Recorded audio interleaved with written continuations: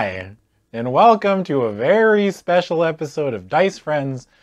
My name is Adam. I'm joined by Beach. Hello. Paul's not here today. Paul is sick, which is unfortunate, so send your healing energy towards Paul, because we're going to need it today.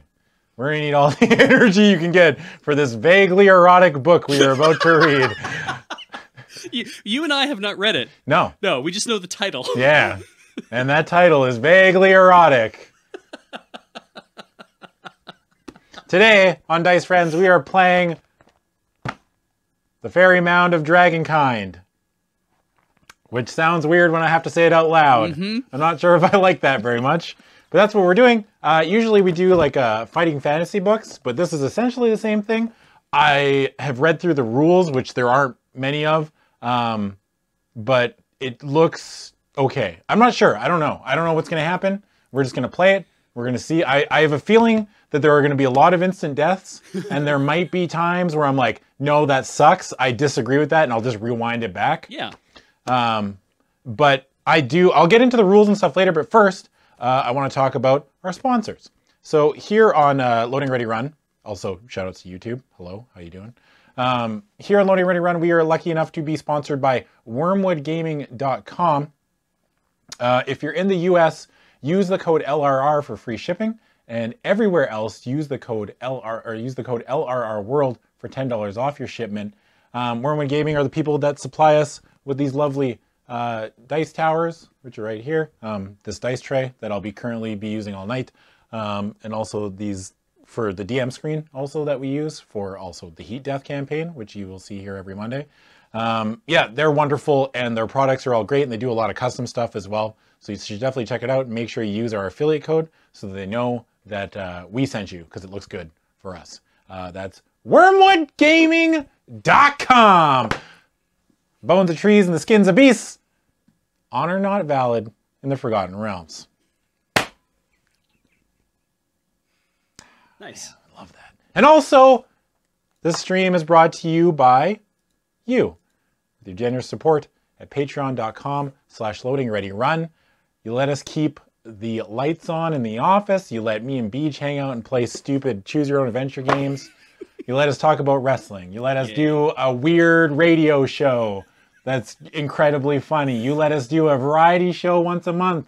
There's a lot of stuff that you enable us to do, and it's humbling to think about, right? Like, it's just like, wow, there's like all these people that just let us do let us do this. Let us be idiots.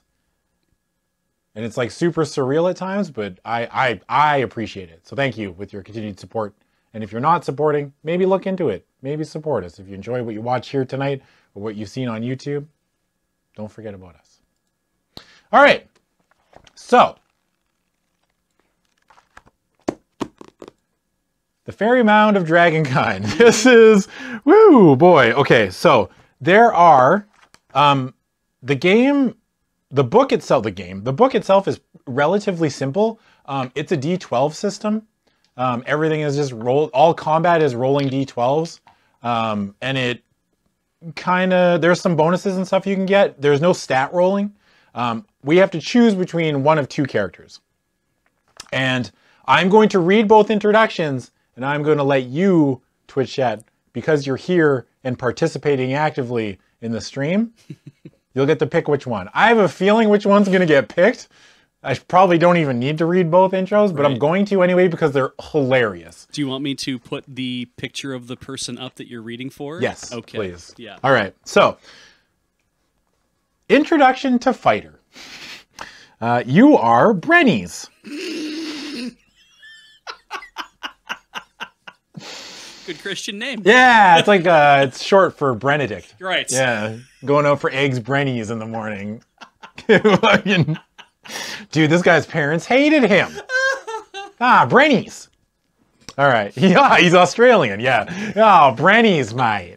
Oh, no, we might have to be Brennies. Okay. You are Brennies, a horse warrior renowned for your prowess, both on horseback and driving a chariot. Your arrival at a battlefield in a thundering chariot strikes terror in the hearts of the enemy, and your power and agility on a horse leave little doubt as to who rules the day. You are the horse. Yeah. Yo, this guy slaps. But on this day, your equine and driving skills do you little good. Why bring it up? Why point out that you're a master horseman and then be like, yeah, those are no good here? When I played Legend of the Five Rings, I played exactly this character. Yeah. And one time I was in combat and didn't have my horse. Yeah. And I left combat to go get my horse and abandoned my party just so I would have my horse to fight with. Hey, I'll be right back. They're like, they're getting stabbed. Like, No. I'll be right back. I need my horse. I need my equine skills. All right. So, but on this day, your equine and driving skills do you little good. Your quest takes you into territory where those skills avail you nothing. Okay. As the fighter, you enter the Faerie Mound of Dragonkind, wearing bronze plate mail and wielding your magical +2 sword, Heartseeker. Aww. The weapon does a total of 7 life points of damage, and in your skilled hands, it strikes on a combat score of 10 or less. Besides your empty backpack, you carry the following: a potion of healing. This can heal 3 points of damage. A ring of protection. This negates the first life point of damage you receive in every new battle. And a sphere of time. The sphere allows you to completely redo one unsuccessful encounter from the encounter's beginning. Whoa. Oh, okay. Easy so it's mode. like a little, it's like a, oh my. Okay, so there's also a little bit more backstory for Brennies here. Okay. Your liege lord lies near death. A strange debilitation has overtaken him, and he is wasting away almost before your very eyes. The wizards have all examined him, checked the portents, and finally agreed among themselves. A rare occurrence indeed. They say that the only thing that can save your lord is an elixir made from the dust of an ancient fairy king. Only such an elixir will bring the color back to his face, the sparkle to his eyes, and the power to his sword. Dead body dust. Yes. Great. Yeah. Without it, he dies. As the mightiest warrior in the kingdom, you have been selected to obtain the dust of the Fairy King, and tonight is the night that the wizards have predicted that a fairy mound will appear for the first time in 1,000 years, enabling you to gain entrance. Your heart quakes within you, a strange feeling indeed for a great warrior, and the tales you have heard of the Fairy Kingdom warn you that you may be about to face things that no show of horsemanship or awe-inspiring chariot driving can protect you from. They just said those skills are useless. Right. So why would they say, oh, your horse driving won't save you now? It's like, yeah, you've specifically stated 5 minutes in. How are you the best this kingdom has to offer if all you're good for is riding a horse? Yeah. What's he good at? Well, he's good at riding a horse. Can he ride a horse in the Faerie Mound? No. Yeah. Send him. Yeah. Fucking get rid of him. Sick about hearing him talking about his horse. Yeah. Okay. So, at least you can take Heartseeker, your magical sword, with you into the mound. Perhaps she can see you safely through and protect you from danger. Your liege lord's life depends on it. Oh, your sword's a lady. Yeah. Of course it's a lady. So that's Brennies. Kind of resident sleeper, a little bit like, But I like the idea that Brennies is an Australian who's only good at riding horses, and they send him to the one place where he can't ride horses. Right. Yeah. Also, eggs Benedict makes me laugh. So that might be the tilt, but we're gonna see. All right. Introduction to Bard. Your heart trembles with excitement as you contemplate the coming night. Perhaps this night will bring you the harp that speaks to your soul. Oh, Quithia, your panpipe does well enough for the average bard. You named your panpipe. Oh, this guy sucks. He named it something Welsh, too. Yeah, Quithia? Yeah. Oh, That's no. CWY. Yeah. Okay. Does well for the average bard, but you know within you that you have a greater destiny to sing the songs and tell the tales that move hearts and nations. You are, I think it's Roderick? Sure. Let's go with Roderick. Roderick, the bard of your people. It is your joy and your life's task to relate to them their history of triumph and adversity. It is to you they turn when they need the encouragement that remembrance of a glorious past can bring. It is to you they turn when fears for the future must be soothed away. The ability to do these things for your people brings solace to your heart. Nevertheless, you feel growing within you a need for something more, a need to be able to sing new songs, to compose the heartfelt ballads that will commemorate your people forever, the songs that other bards in later days will glory in adding to their repertoire. Deep in this mystical Faerie Mound is the Harp of the Bards, a magical instrument so powerful that legends of it have been sung since its disappearance 2,000 years ago. You have been chosen to seek it out and try and make it yours. Your mainstay in each battle are your magical panpipes. He's just blowing on them suckers too. Like, look at that.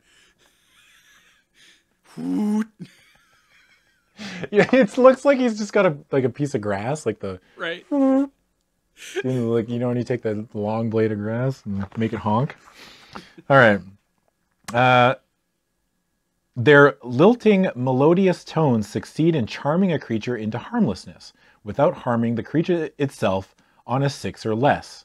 If the pipes fail, you must draw your sword. Okay, so each fight, I play the pipes immediately. Oh. If I roll a 6 or less, he wins the fight. That's not bad. That's pretty strong. Yeah. Okay. Your sword succeeds in striking on a 7 or less in combat and inflicts 5 life points of damage. You also have weapon skills in using an axe, dagger, spear, and bow and arrows. Other weapons you scorn. You carry the following additional items besides your empty backpack. A potion of healing, which heals for 6 instead of 3. A ring of fairies. This prevents you from being blinded by any type of magic. And a sphere of defense. The sphere allows you to always defeat one type of creature in the Faerie Mound. In game terms, this means you may automatically turn to the win section of the text every time you face that type of creature. You must pick a creature during the course of the adventure to use the sphere against. Smashing the sphere works before combat, and from then on you aren't hurt by that type of creature throughout the mound. Wow. If I were a game designer, yes. What's the most common? Like, I could just say orc, you know, troll. Right. I mean, you could also say final boss. Oh, does that work? It's any type of creature, like... I mean, like dragon? Fairy? Fairy. It is a fairy mound. Yeah. Fairy or dragon are like what I want to pick. Do you have to name it now, or can you just be like... No, I have to pick it before I start. Like, I have to pick my character. Ah. Like, I want to take Brenny's because Brenny's cracks me up. Just the name. Yeah. But Fighter's kind of boring. Bard seems to have several options. Yeah. And if I know anything about you, Adam, is that you are very good at rolling dice. Oh, yeah, that's me. Yeah, that's the first thing. Otaku Brennies. Yeah. It definitely feels like, because if you pick the Bard, Yeah. Because you have to roll low in order to win, right? Yes. Yes. You know, we have a whole streak of you rolling low. Okay. Yeah, Bard it is. All right. Okay, so we're going to play the Bard. There aren't really any... So, like, if you look on the character sheet, you can see that I have a bunch of equipment slots. I also have my life points, which I start at 40. And when I hit 0, I die.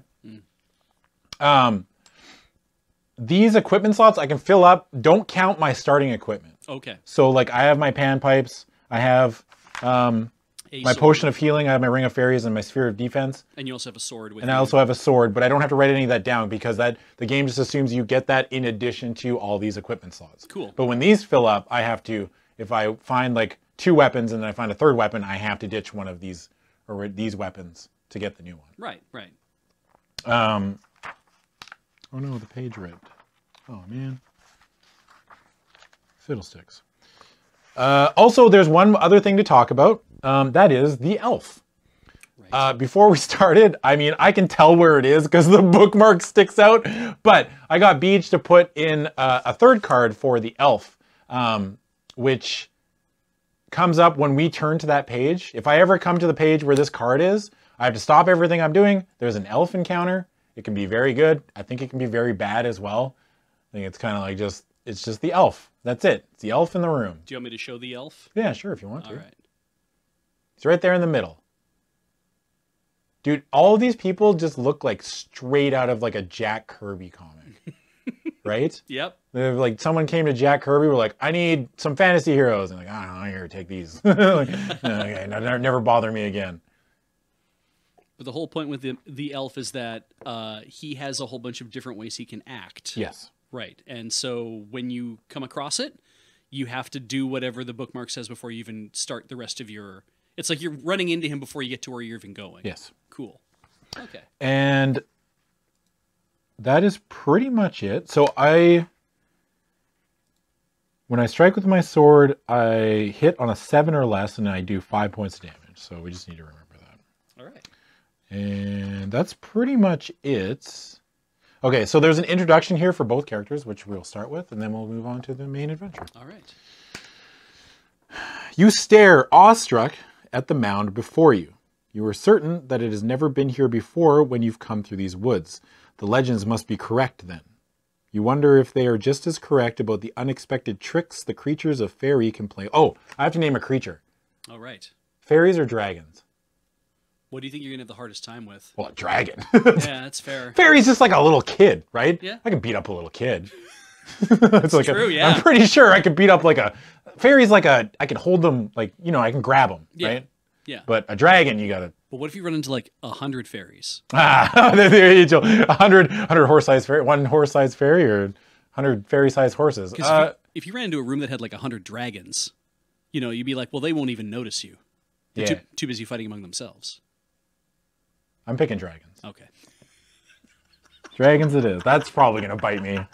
There's probably not even a dragon in there. I don't even know if there's a dragon to fight. Yeah. I choose dragon. Great. Okay, cool. Perfect. So that means I'm immune to dragons?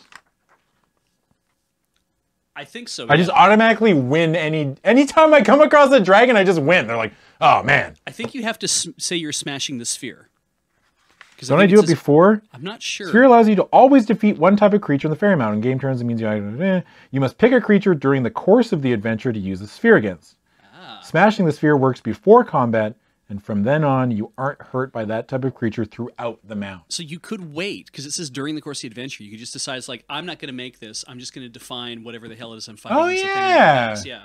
Oh, I could just like be in the middle. Like I could come up to a creature and be like, oh, I got to fight that. And be like, troll. Just like, he's like, oh no. Yeah, that's way smarter. He watches man. you smash this glass sphere, and he's like, what the hell was that all about? Yeah. Fuck it, I'm leaving. Oh no, I lose. And then he does like the phantom zone, like he did squirrel. The card. Oh no. Yeah. All right. Sorry, introduction. I got distracted. Okay.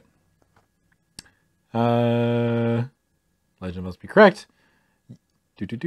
For a moment, you doubt the wisdom of entering this strange place, a place that seems unfit for humans of the ordinary world. But you have a quest, and it's one that you can't ignore, especially now that the fabled Faerie Mound has appeared, just as you hoped it would, and wouldn't, on this one night in 1,000 years. You walk around the small mound, but you see no sign of an entrance. You lean forward and cautiously place your ear to the cool grass. Straining to shut out the night sounds of the forest, you think you hear a faint melodic hum from inside the mound. You put your ear closer, but the melody is abruptly cut off. Then, remembering an old wives' tale from your childhood, you walk around the mound 9 times. Okay. By the time you reach the 9th circuit, you have begun to feel a bit foolish, until you notice a faint glow in the grass ahead of you. Kneeling at the spot, you push your hands into the grass, which parts before you, revealing an opening into the base of the hill. A bright light flashes out, momentarily blinding you. Right here, Ring of Fairies prevents you from being blinded by any type of magic. Sounds good. I am not blinded. Thank you very much. Come on, game. Let's tighten it up a little bit. Jeez. So you just dug both hands into the mound and parted it. Yes. Good. Yeah. Good. We got there early. Yeah, momentarily blinding you, but you look again into the brightness until your eyes adjust. Gradually, through the brightness, you become aware that you are looking into a huge room, far larger than could ever fit inside the small mound you've been circling. So now we go to, you can show like the first, like 6 and 7. Okay. If you slip, yeah, there's a big 2-page picture that might be kind of hard to show. But there's like that's what we walk into, basically. Nice. Oh, it's, sorry, I thought the symbol above the throne there was Mickey's head. Just very briefly. The most powerful being in this universe is Mickey Mouse. Yes. Yeah. Spock down there at the table. Oh, yeah. Yeah, that's good. Glad He's showed like, up. Isildur, Lord of the Rings. That one dude's juggling a skull. Right there, on the left. No, left side. Far left. He's juggling a skull. Oh. And 2 vegetables. You know. Weird. Anybody got something I can juggle? Yeah, here's a skull and 2 vegetables. All right. Okay, here we go. Here we go. Here we go. So I'm on page 8. Please to enter, sir. A voice sounds suddenly. You hesitate as you realize that an armor-clad elf is standing before you, but his gesture is welcoming, not threatening. Beyond the elf, at the far end of the room, rises a huge dragon throne. Seated on it is a small, wizened figure that you... Oh, it's wizened. It's wizened, isn't it? It's wizened. Wizened? Yeah. Small, wizened figure that you immediately recognize as the Faerie King. This is his realm you have entered. How will you fare here? As you stare at the king, a glass is thrust almost into your face. A leather-clad dwarf peers up at you, offering you a glass of liquid that smells like ale. A welcome smell indeed. Yeah. Other intriguing things scattered around the room catch your eye. A lute, a bottle that appears to be floating in midair, roast meats, but you know that you have to deal with these people first. Will you stop and talk to the elf, take the goblet from the dwarf, or go directly to the Faerie King? Look, I'm not here to fuck around with any elves. Fuck dwarves. I'm going to the king. Oh, wow. Yeah. Peace. Yeah. 71A, baby. All right. Oh, wait. Okay. So there are points in this thing where, like, you go to the new answer, but you're still in the same room. Right. So, like, if you look on this thing, it says, like, when you are free to explore this chamber, I can look at all these different options. I can go and actually look at the things that are on the picture, which I think is cool. Yeah. It's like, oh, there's all these different options. All right, so we got to go 71A. 71A? Yeah. All right. I'll leave my little bookmark here so we... Oh, that's a lot of text. Good start. Jeez. Okay. All right.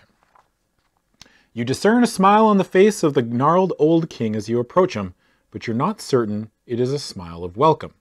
You think you detect an underlying note of satisfaction, but his voice, when he speaks, is querulous? Yeah, querulous. Querulous? Yeah. What does that even mean? It's I think it's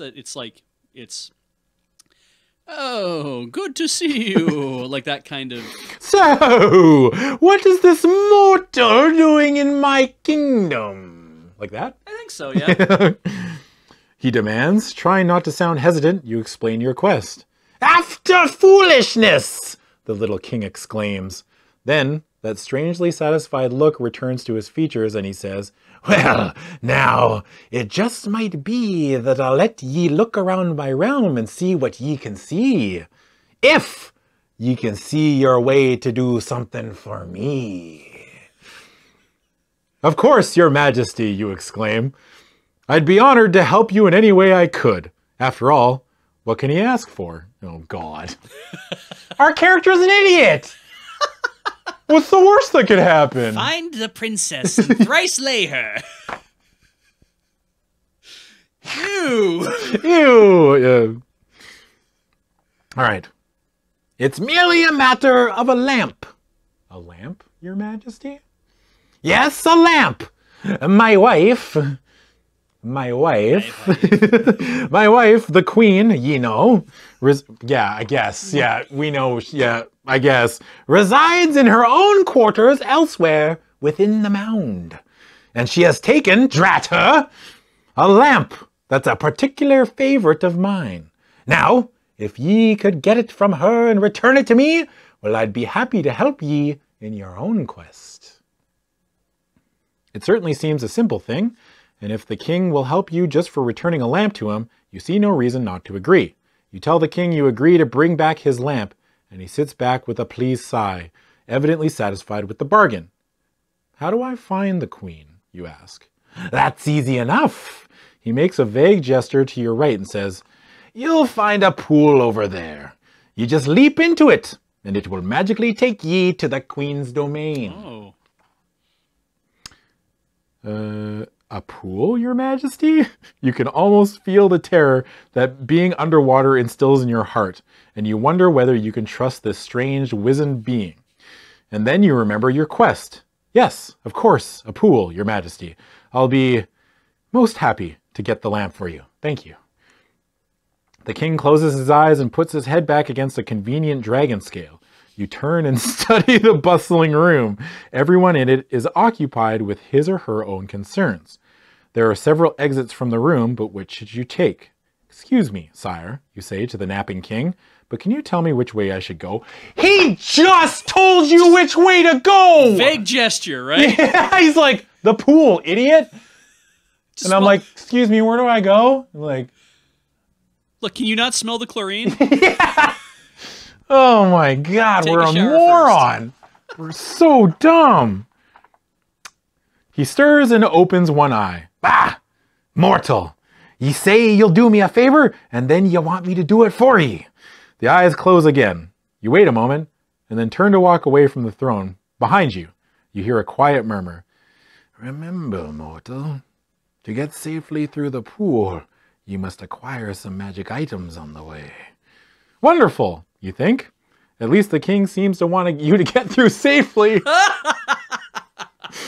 You look yearningly toward the door through which you entered this strange place, but discover that the door is gone, if it ever was there. However, there appear to be several other exits. Of course, there are some intriguing objects in the room that it might be worth your while to study. To continue from here, return to 8 and choose the number of an exit or an object, and then turn to that section. All right. So, when you are free to explore this chamber, you can investigate the bottle floating on the left, glowing lantern on the right, loot on the right, winged fairy at back right, window on wall, iron-bound door, fairies at the tables, candles on either table, small coffer on table, floating skull at far left, sword on left-hand table, huge tree at far left. Oh, that's cool. There's like if you come back to a room, there's like different options. Like if you've been here before, times. Yeah, that's cool. I bet they get like more and more impatient. Yeah, they're like, what are you doing back here? How is the pool? I can't swim. I don't know. I mean, I'm a bard, right? He'd probably go check out the loot first, right? Sounds right. All right, 30E.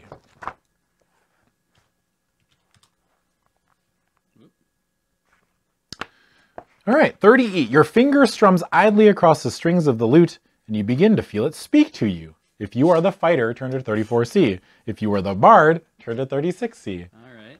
36C.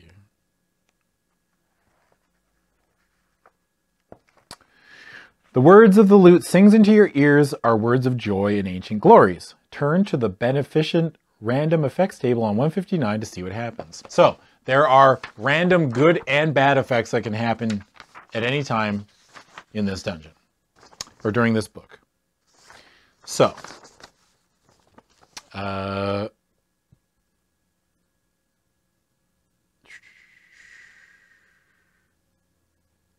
discover beneficial. Okay, sorry. The workings of the table. Pleasant, useful things to happen from time to time in the mound. When you are instructed to do so, mark the page you are reading and turn to this table to discover what beneficial thing happens to you. Beginning at the top of the list and check off each event. When and if you finish with all 20 items, begin again at the top of the list. With any luck, you will come here often during the course of your adventure. Oh, well that sucks. Number 1, a gentle mist falls from above and heals 1 life point. Sick. So, that's what happens just right now? Yeah. Oh. Just happens. Wild. I thought it was going to be like you have to roll for this. No. Oh, okay. Okay, well, we healed a life, but we're at full health. Okay. Not really random. It's true. It's not random if they just go through a list. They're like, I don't know, go from top to bottom, figure it out. Okay, so we can go back to 8 now. Yep. If you want to use the Brennies as a bookmark. Well, I usually use my dude. Oh, that's good too, yeah. Just use my dude. So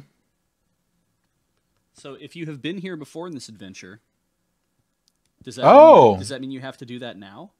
No, because I haven't left the room, right? I'm still in the room. It sounds like you're still in the room. So I think if I leave the room, if I physically leave this room and come back, yes, that's okay. I think that makes that's sense how to I'm me. interpreting it. Yeah, but I might be wrong. No, because it's you are. I think you're just picking up the thing. Like you're just like, oh, I looked at the yeah, like I walked like 2 feet and be like, yeah. Yep. But if you get a direction to come back to 8 for some reason, okay, then okay, let's check out the big tree, dude. Yeah, 39 seating.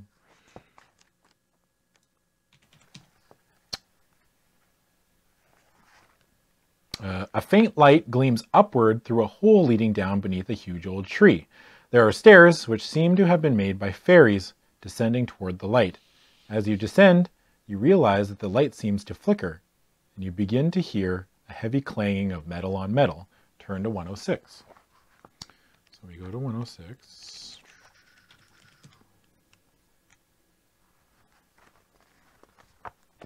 The crisp, fresh air of the outdoor world is welcome, even though it bears the stinging scent of fire and molten metal.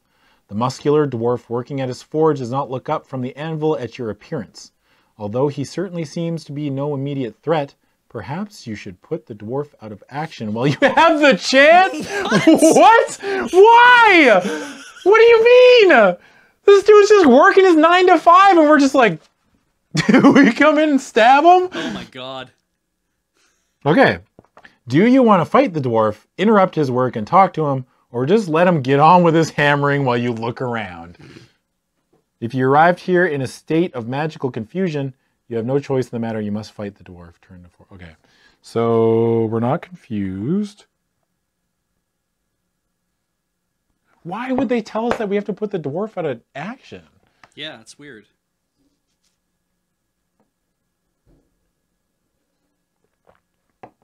All right. Let's do... I think fighting is just always a bad idea. I would agree. I'm going to try to talk to him. 93A.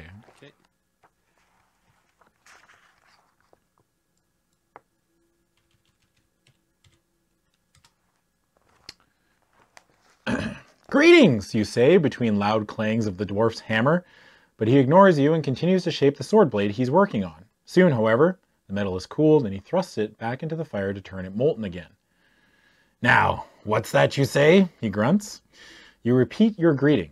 The dwarf looks around and finally says, I guess you must mean that for me. Tain't no one else here except Falafel here. Or Falafel there, sorry. He gestures towards the hedgehog, and he don't talk much. Anyway, can't imagine why a feller would come interrupting a man at his work.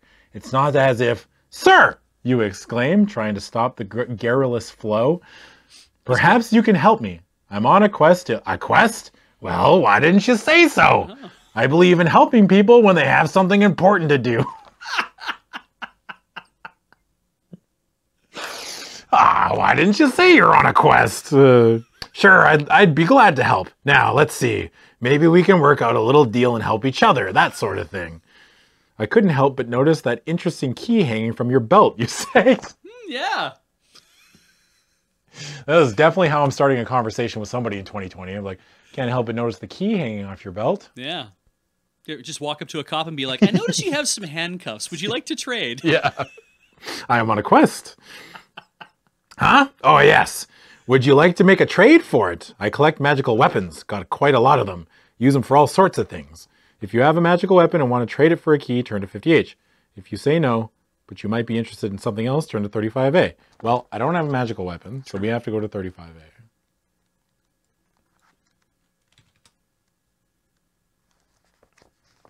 Well, the dwarf looks around the area, then glances sideways at you. I do have something that might come in real handy for a gentleman like you. He walks to the fireplace wall, where various weapons are mounted, and takes down a big sword.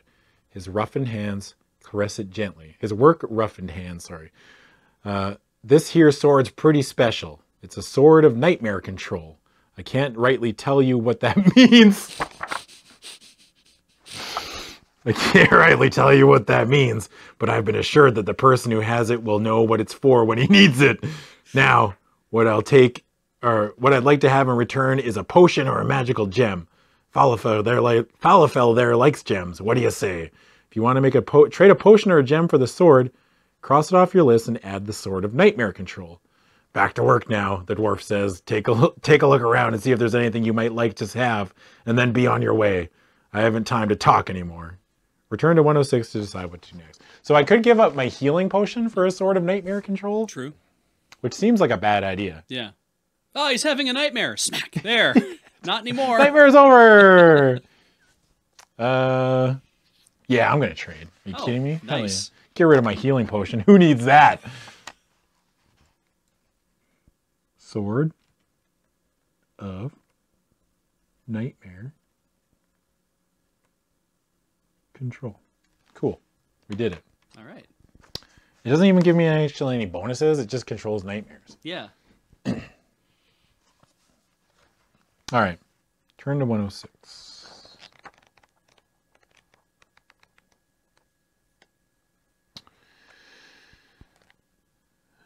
Okay. So we can investigate the dwarf's key, the hedgehog, stairway, anvil, hole with log steps, weapons on forge wall, dwarf's hammer, pouch hanging from branch, bellows, or the path.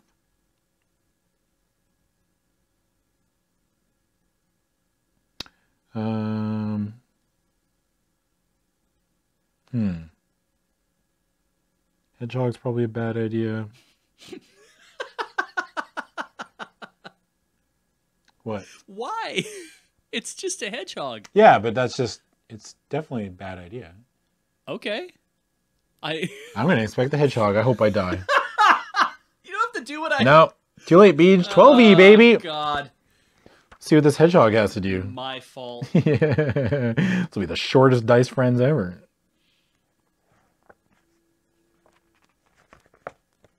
All right, 12E. You bend down in front of the hedgehog. Hedgehogs don't normally respond to affection, so you just rub his nose a bit. Thank you, says the creature. Now you can do something else for me. Oh. Didn't see that coming. Yeah, I didn't.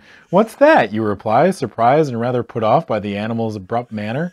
Give me one of your magical gems. I'm sure you've got some. Why should I do that? Because I can help you if you do. How? Give me the gem and I'll show you, the funny creature says. If you have a gem and you're willing to give it to the hedgehog, turn to 54. If you don't give the hedgehog a gem, turn to 47. Well, we don't have a gem, so... All right. What was that, 47F? 47F, yeah. I'm sorry, you say to the curious hedgehog, but I don't have a gem I can spare. Humph, he says, and marches straight up to your ankle and bites into it. Before you can exclaim at the pain of the sharp little teeth piercing your skin, you find yourself magically transported to 36. Hey! I told you. Yep. I told you. This is my first time doing one of these things. I told you. I am chastened. Yeah. Let this be a lesson. I will not stop. It's like... I'm going to make you just smoke this whole pack of cigarettes, Beej. Okay? I will not stop making suggestions that are probably foolhardy. Yeah, but you can't say, what's the worst that could happen? Yes. All right, 36, hey? 36. Why do we get teleported if the hedgehog bites us? Yeah, actually, that's weird. Fountains and mushrooms and waterfalls and bottles. What a strange assortment of things, you think? Almost like an alfresco general store. It's just somebody selling something on a blanket, really. Oh, man. Then you notice the storekeeper. It did say 36, right? Yeah. Okay, well, I just got teleported. Then you notice the storekeeper seated among her goods. A lovely winged sprite, looking very eager to talk to you. She certainly doesn't look dangerous, so you have no inclination to attack her, but maybe you should ignore her. Sometimes these winged folk can be awfully troublesome. If you want to ignore her, turn to 86E. If If you think you'd better talk to her, turn to 88A. Ah, we'll talk to her. What's the worst that can happen? 88A.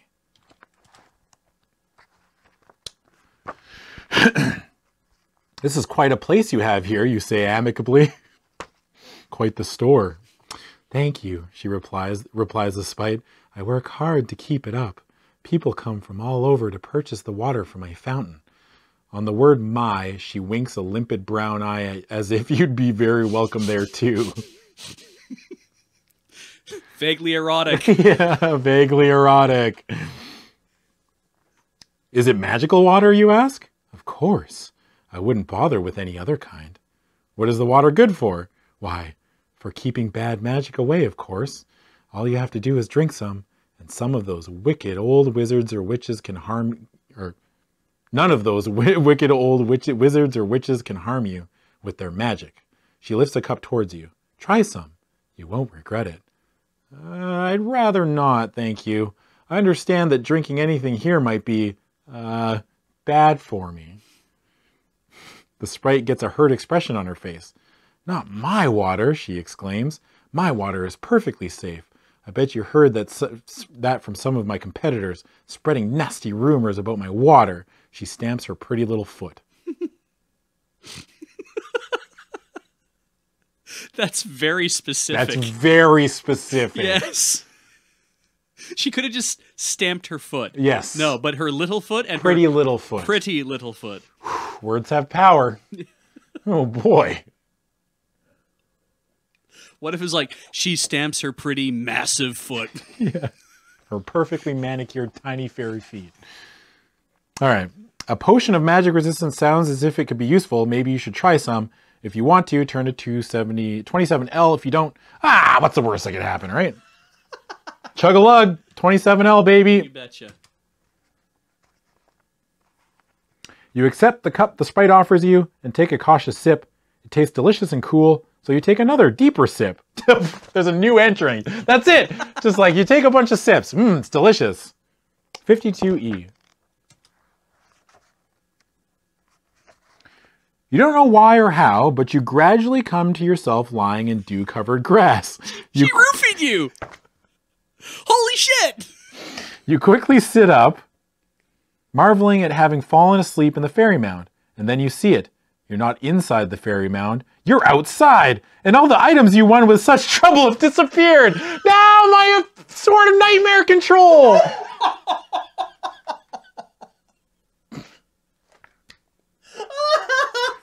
If your quest is still important to you, you're going to have to re-enter the mound at 8 and start your adventure all over again, as if you had never been inside the mound before. Does that mean you start again with a potion of healing? Because it's like as if you've never been inside? Maybe? Yeah! Yeah, let's say yes. Yeah, I guess we died. We died.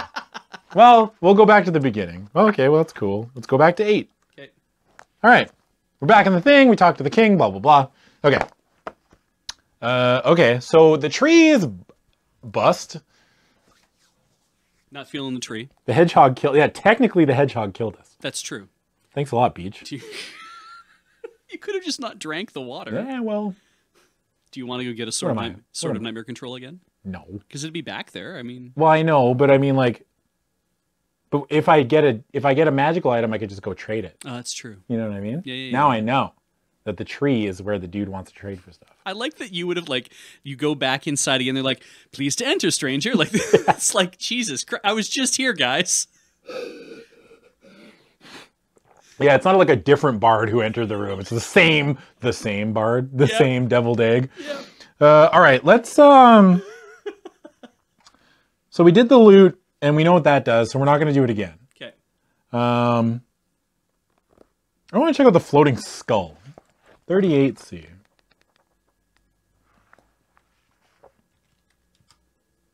If this is your first time in the Hall of the Fairy King,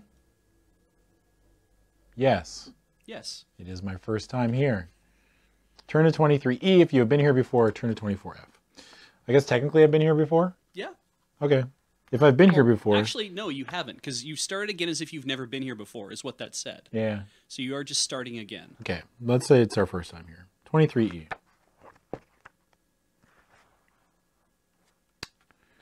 Floating in midair, near the opening in the large tree, is a human skull.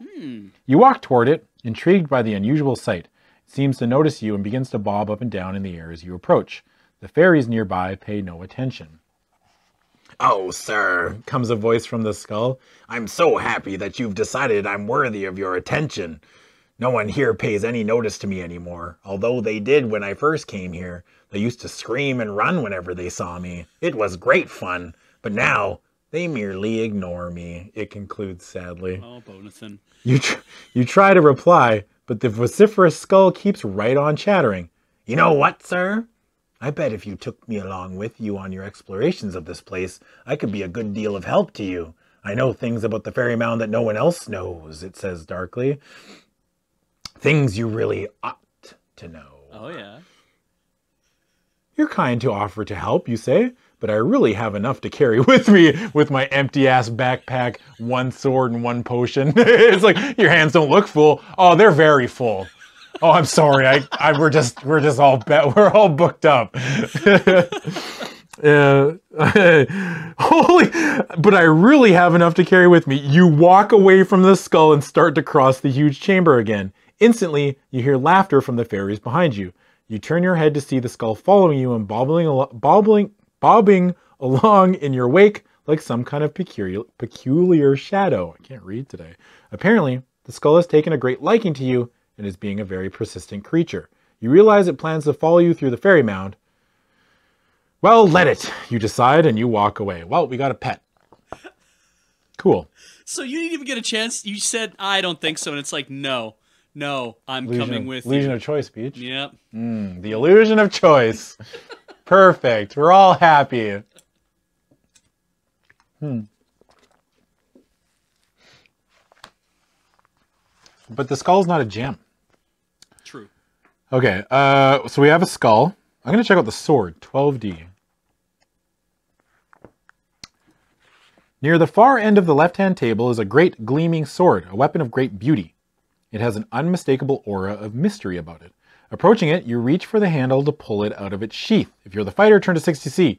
If you are the bard, turn to 23G. Well, I'm the bard, so that's 23G. You pull the sword part of the way out of its sheath, but find yourself unable to hold its great weight. Before it can tumble to the floor, you quickly shove it back into its scabbard, realizing that you couldn't possibly carry it turn to 8. Cool. Okay. Oh, jeez. Did it again.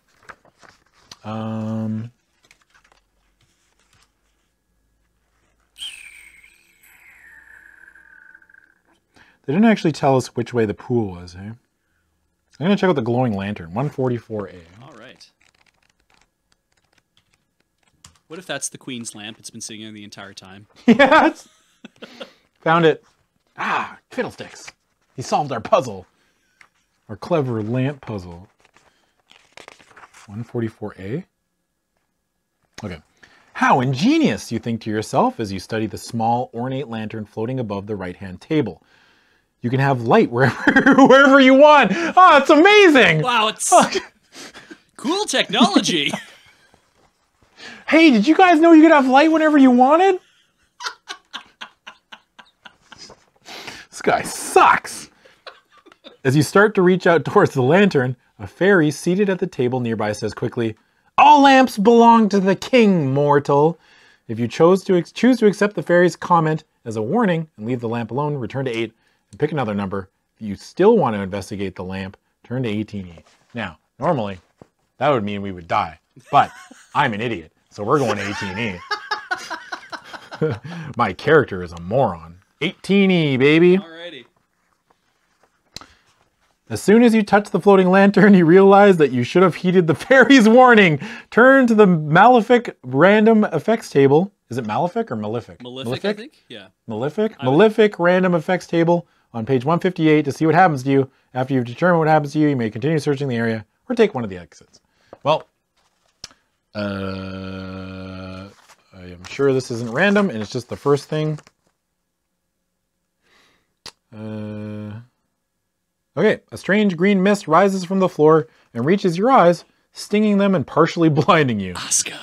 But wait, I'm immune to magical blindness. But it's mist. It's a physical effect. But it's magic.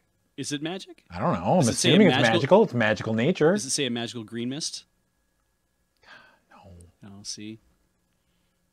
For your next 2 encounters with any type of creature, you strike at -1 in any combat. Nah.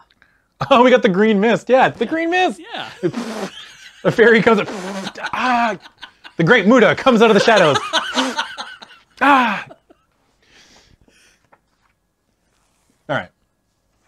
And now we can continue searching the area, Yeah. which means going back to 8 again? Yes. Okay. Well, everything has been bad. Like literally everything has been bad. Fair enough. If this is the beginning of the book. I mean, you could... It looks like there's people to talk to as well, though. Or there's also that bottle. You imagine being this dude, like this dude comes into your party, it's like, and you just like go through each other, like don't touch that, touches it anyway, gets sprayed in the face with the green mist, like, ah, I'm here to help. Ah, that didn't work. Yeah. What else can I touch? Okay.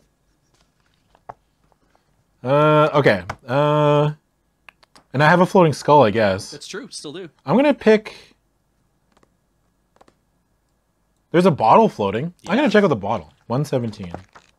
There's so many things to do. There's like so much more stuff to do in this book than there was in Fighting Fantasy. They're just kind of like, you can do this or you can get out. Yeah. Okay. 117 B. The people eating at the table pay no attention to you as you walk over to inspect the bottle that floats in midair above the table. You look all around it before you finally accept that nothing visible is holding it there. You're just checking for wires. You grasp the bottle to study it more closely and immediately realize with delight that it contains a healing potion. The bottle contains 2 doses of strong healing potion. Each time you use it, you will have 2 life points replaced. The bottle will disappear as soon as you have used it twice. Sweet. Oh, you just get it. Yeah. Thanks, game. So we get to write this down. That's a good thing. I like how these people just had like a floating healing potion and the stranger walks in and is just like... Thanks. Yeah. Isn't anyone like, hey! You stop and you're like, Oh no. why hasn't anyone taken this so far? And they're like, well, nobody thought to take our shit. It's yours now. Whenever a human touches something, we don't want it anymore. Return to 8. Healing potion. 2. And it heals for 2 hit points. We can't forget that. Yeah, heals for 2. Let's do Ironbound Door, 40D. All right. I like how you're specifically not going to talk to anybody in the room, though. You know, I just like the idea of this guy walking in, not talking to anyone, and just touching everything. He's just like, what's that? What's this? Hey, what's this? That skull looks dead. I'll go touch it. Oh, it talked to me. Shit. Ah, fiddlesticks. All right, 40D.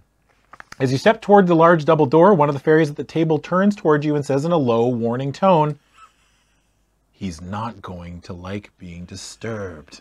You quickly ask, who? But the helpful fairy has returned to his food. If you want to heed the fairy's warning, turn to 8. But if you're willing to go ahead anyway, turn to 19D. Nothing bad has ever come from me ignoring a warning. Right. 19D it is. All right.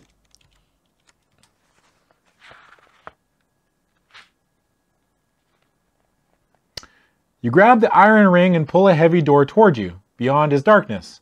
Rather evil-smelling darkness. You step through the door, and it immediately closes behind you. As soon as it does, you notice that the darkness is not complete. Instead, there is a faint glow everywhere. You can see a yellow fog billowing through the wide tunnel you find yourself in. The fog consists of noxious, biting fumes that make you sneeze and choke. By the time you reach 68, you have lost 1 life point to the sulfurous cloud. Oh, darn. Okay. So we're at 39. Cool. 68. 68. God, every time I see some of the art in this book, I'm just like, yes. The instant you enter the chamber, sparks fly from the fingers of an incredibly ancient elven wizard. The sparks don't do any particular damage, but they certainly serve notice that you're not welcome here. Glancing quickly around the magician's combination laboratory and library. I'm at the laboratory. I'm at the library. I'm at the combination laboratory library. If you see any art that you like, tell me what page it's on. I'll get it up on the Well, overlay. we have it on 69. Nice. Whoop! Oh, look at that dude. Look at him. Nice. I like his robe. That's how you know he's a wizard. Put moons and stars on it and stuff. Yeah. And leaves for some reason. Yeah. That's just a leaf that got stuck to it. No, there's a couple leaves on there. Oh, okay, that's good. Yeah. All right. Glancing quickly around the Magician's Combination Laboratory and Library, you see many magical items, floating potion bottles, spellbooks, scrolls, a 5-pointed star and circle inscribed on the floor, jars of spell components, and even several pairs of mysterious eyes peering at you from atop a bookshelf. And watching each move you make is a small, curious reptile, clearly the familiar of the wizard. Suddenly the sparks change color, and you sense that you are steadily becoming more dangerous. Or sense that they are steadily becoming more dangerous. Do you want to quickly try and talk to the wizard? Turn to 113. If you want to use your own magical weapons against the old elf, turn to 68D. Or do you want to pretend he's not there, just look around as quickly as possible and get out? That sounds good to you. Turn to 92. Oh, excuse me. Take something, leaves. Oh, sorry. Yeah. I'm going to make this a little bit bigger. I don't think I can win this fight. Just make it a bit larger. That's pretty good, eh? I'm going to... Oh, yeah, that's way better. Yeah, you can see that now. Look at it. The art is so good. The thing I love about old fantasy is old fantasy art. Yeah. Man. The weirder and dumber and more goofy looking, the better. Like, look at this dude. He's got the one little thing on the top of his head where his hair is. That's it. Yep. Little wisp. Let's go to 92. Let's see if we can just walk in, steal something, and leave. All right. Trusting that the wizard doesn't really have any intention of killing you, you walk through the stream of sparks. You consciously try not to flinch, so the wizard will think you don't even notice his spell. Oh, this is ballsy. It's like, if I let the bully me, then they win. And I'm ignoring it. Oh, man. You move around the outer edge of the room, ostensibly studying titles of books on the shelves. You're like, oh, man, yeah. Just sparks hitting your face. You're like, yeah, this book will be great. That's dust that I'm spitting out of my mouth. Yes. All right.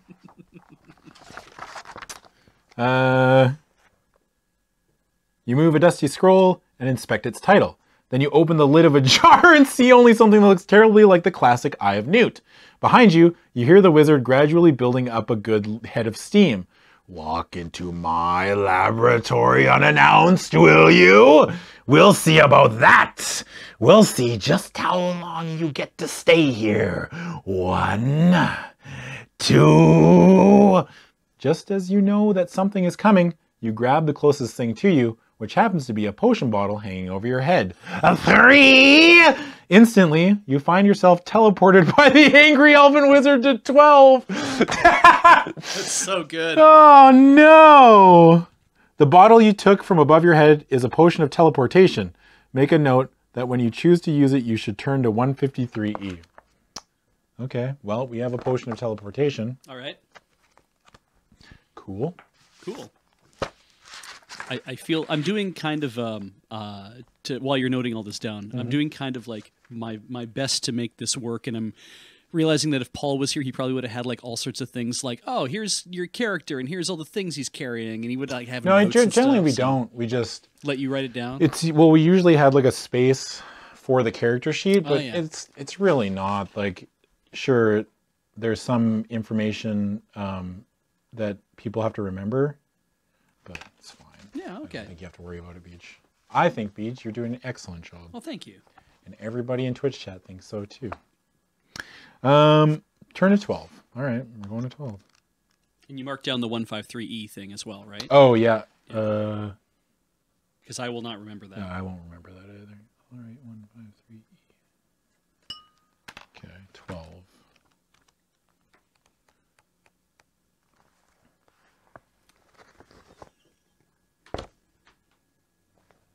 At first, the gleam of gold and silver and emeralds and polished ivory almost blinds you, but then Your heart moves in your throat as you realize that there is only one thing of importance here. A huge red dragon. Yes!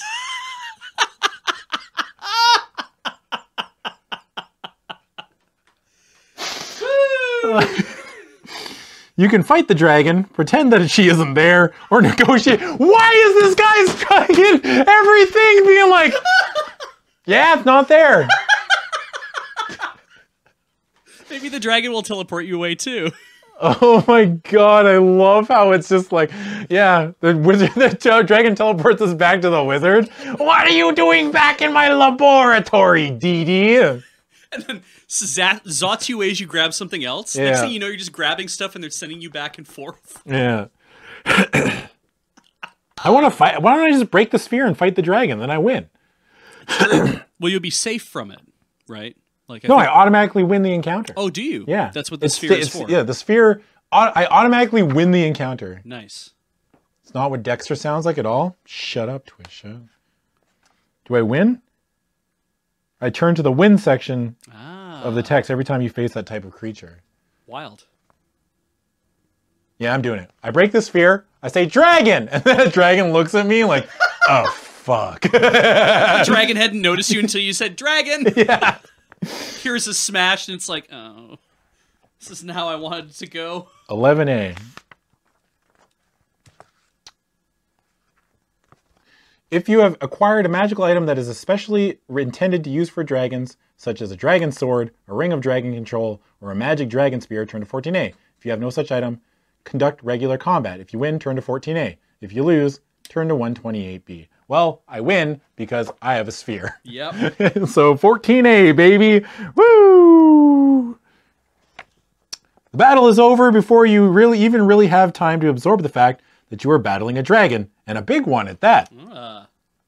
The creature lies dead before you. If you used a magical item other than a weapon to fight the dragon, the artifact completely disappears from your hand. Cross it off your list. Okay, we don't have the sphere. The dragon's body fills nearly the entire room, but there is just enough room to climb around her to inspect the chamber. Turn back to 12 to decide what you will investigate next. Because there is a lot of stuff you could just pick up from here. Oh, well, let's go down the list, shall we? Yeah. Oh, this game's fun. All I do is loot. Like, literally everything's like, do you want to loot this room? Like, yeah, give me one at a time, dude. All right. Ring of Keys, you say. Oh, we're going to go in order? You don't want to read everything and pick something? Okay, so Ring of Keys, Magic Wand, Staff in the Corner, Caged Fairy. That's the only one I won't let out. I'm ignoring the Caged Fairy. That's your law. That's Adam Savadan's law. State of the Unicorn. Oh, statue.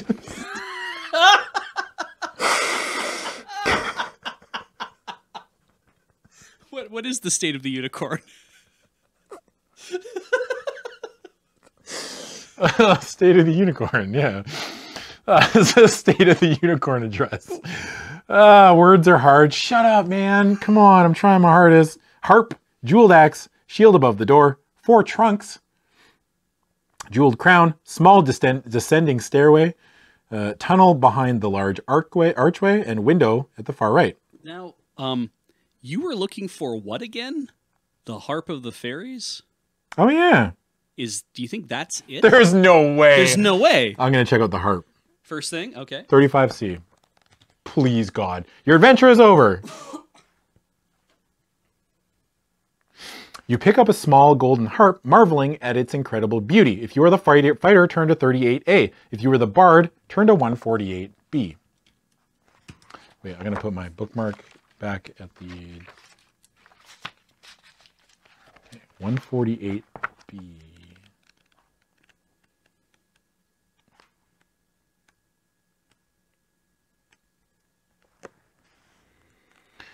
Now that you hold the harp in your hands, you notice that there is something wrong about it. The metal is not true gold, and the strings are too slack to make beautiful music. You feel some kind of sentient malevolence in the harp, and it seems to be directed at you. Turn to the malefic. You did it to me again, Beach. Turn to the malefic random effects table, and then turn back to 12. Okay, well.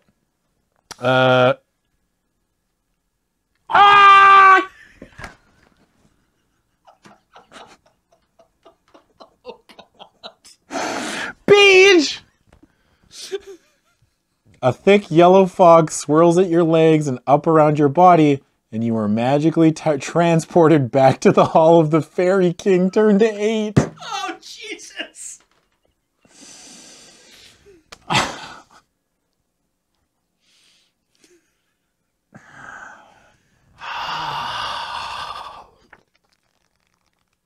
Do you try to go through the wizard thing again to go back to the dragons wherever? I bet you there, but every time you go back to a room, it's like, okay, so I've been here before. Yes. So now I get to do the other thing. That's the right. Fairy King. Yeah. So I've been up, or if you have been here before on this adventure, I'll turn to 108A. Okay. Fucking beach. That's the harp you're looking for. I'm like, oh yeah, he's right. What is it? 108A. 108A. In dismay, you recognize this bustling hall. It's the King's Drinking Hall, where you first entered the Faerie Mound. How did you get back here? How did I get back here? The elf and the dwarf have gone about their business. Just wait. The dwarf is seated with his head resting on the table, a leg of what looks like roast peacock dangling from his hand. The elf is trying to polish the blade of a small dagger while a tiny winged creature dances about his ears, tickling him. The king is where you left him, nodding off on the dragon throne. Well, don't just stand there, mortal, comes the voice of the king, even though you hadn't seen him stir. Come and give me my lamp. I'm very sorry, sire, you say with a slight bow, but I don't have yet the lamp from the queen. In fact, I'm not even sure how I happened to come back here. The king scowls. Well, do you at least know where you've been? Of course. I think so, your majesty, you reply. Then show me what you found. If you have both a magic potion and a magic ring, turn to 12C. If you only have a ring, turn to 27. If you have only a potion, turn to 10. If you don't have either, turn to 31. We have potions, right? Yeah, I think we picked up another... Yeah, we have 2 potions. The teleportation one, yeah. So we have a potion. Turn to 10H. That whole dragon's hoard of loot, Beej. You can still go back there, because the sphere of defense that you busted makes you immune to dragons from now on, does it not? I believe so, yes. So you could always just go back there and keep looking. Okay. I forgive you this time. All right. Well, lad, that's close, but not close enough. Got any lamps? That's a potion. Oh, this guy's a more... I'll forgive this because you look pretty stupid. Yeah. Oh, man. You'll have to go get a ring, too, if the queen is ever going to let you enter her quarters. Just keep looking. You might want to take a brief look around here first while I take care of some business, and then I'll help you. You may choose one item to investigate or person to talk to. Then you are magically transported to 130. So we can talk to one person here, and then we're magically transported to 130. Interesting. Okay. Or you can investigate an item. I'm gonna go small coffer on the table at 18J. Okay. The little coffer or chest on the right-hand table draws you toward it with its hint of possible treasure. You're pleased to see that there's no padlock on it. You raise the hasp and lift the lid. A small, thin dart shoots out from the trap inside the lid, injuring you enough to take away 2 life points. There is no treasure inside the coffer. Return to 8. Dude. Oh my god, my character's taking a beating. So you've done that. Does that mean that now you have to get transported to 130? Yes. Okay. So we get shot with the dart, like, ah, and then boop, we just get teleported. Oh my god. If we end up back here, you have to pick up the loot again because the loot will heal you. No, it's a different beneficial thing. It'll be the next thing on the list. It'll be the next thing. Yeah. Okay, I thought they started over. No. Okay. Okay, well, we got teleported again. This game really likes to teleport people. Yeah. You find yourself in a huge underground cavern. Instantly, you see that that if you want to get out of this cavern, there's nowhere to go but forward across the bridge that stands before you. There's a picture on the right. Okay. But a mean-looking, huge, and altogether unpleasant troll stands at the other end of the bridge. And you have the distinct impression that it's not going to let you pass. What's the troll doing above the bridge, you wonder? I see trolls every day. What's this one doing up here? Who let that troll above the bridge? Holy shit. Yes, thanks, chat. That is racist, isn't it? Super racist, yeah. Holy crap.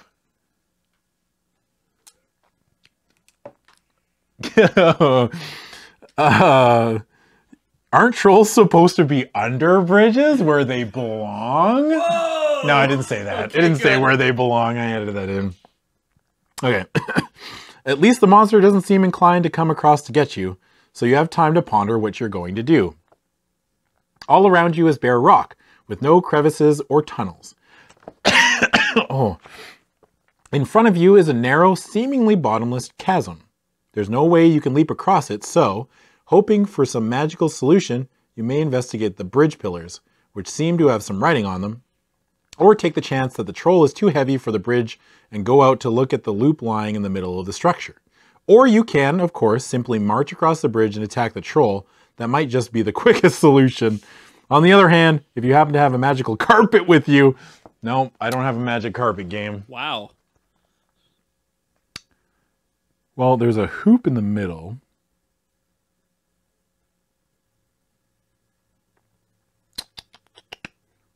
If I were a troll, could investigate the pillars. I'm going to check out the pillars. 152p.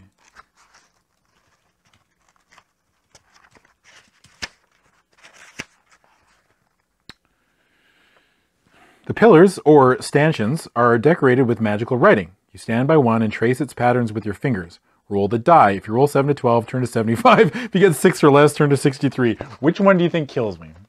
Oh, good point. Yeah. We rolled a 2. 63M. Okay.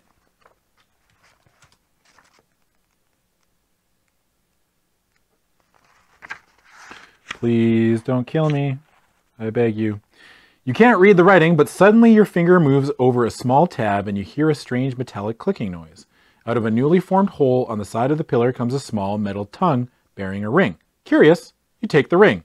You inspect the ring and discover that there are words written on it. Ring of Troll Ignoring! Ah, yes, like you would normally buy at a normal general store. What a devious trap this was. Do you think there's like multiple rings in a stack? Every time you click it, another one pops out? It's like a Pez dispenser. Yeah. Oh, Ring of Troll Ignoring. Oh, fortuitous. Here's your answer. You put on the ring and march straight across the bridge towards the troll. As you near the creature, it backs away from you, a puzzled look on its face. You are now free to investigate ways to get out of here. The troll will leave you alone. Turn to 130. Nice. Well, I have a Ring of Troll Ignoring. So if you go back to the king with a potion of teleportation, a ring of troll ignoring, that will definitely make the queen hot enough to let you into her bedroom. Yeah. Yeah, I didn't know this was an episode of Leisure Suit Larry, Yeah. but here we go. I guess. Oh, boy. Yeah, you got to find the Ring of Troll Ignoring and a potion. 130, hey?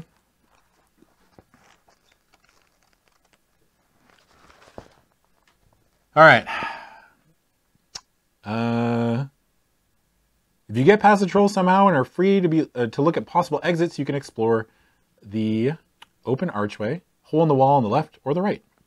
Now, can you also go check out the hoop if you wanted to? No. You have Don't to do have the these option, things. yeah. Okay.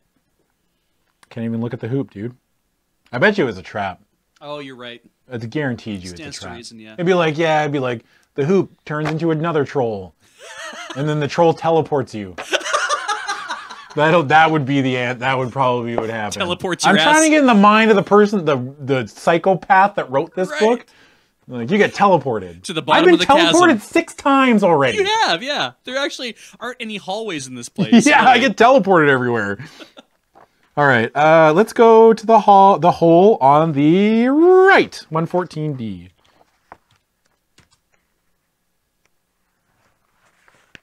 You step into the darkness of the tunnel in the right-hand wall. Feeling your way, You round several curves, climbing as the floor rises, and finally step once again into the light. Turn to 32.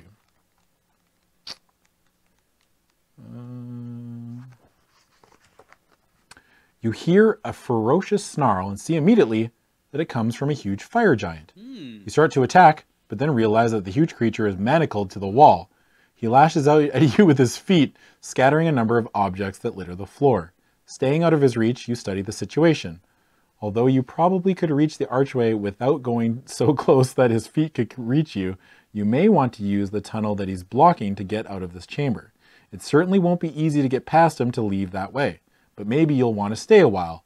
There's a glowing ring on his finger that might have special value. If you want to ignore the giant, staying carefully out of his reach and study other objects or places in the chamber, turn to 9B.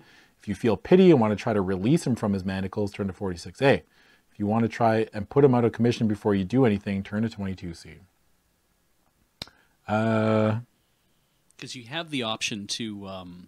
Dude, look at the art. Oh, yeah. He's got a ring of power. Ooh. I'm sorry, but without anything else for scale, he just looks like a normal tall dude. Yeah. Yeah. Like when they say giant, if anything, it looks like they put a regular human in a really small room. Yeah. He's like all hunched over. He's like, get me out of this tiny room. At least they didn't describe his feet.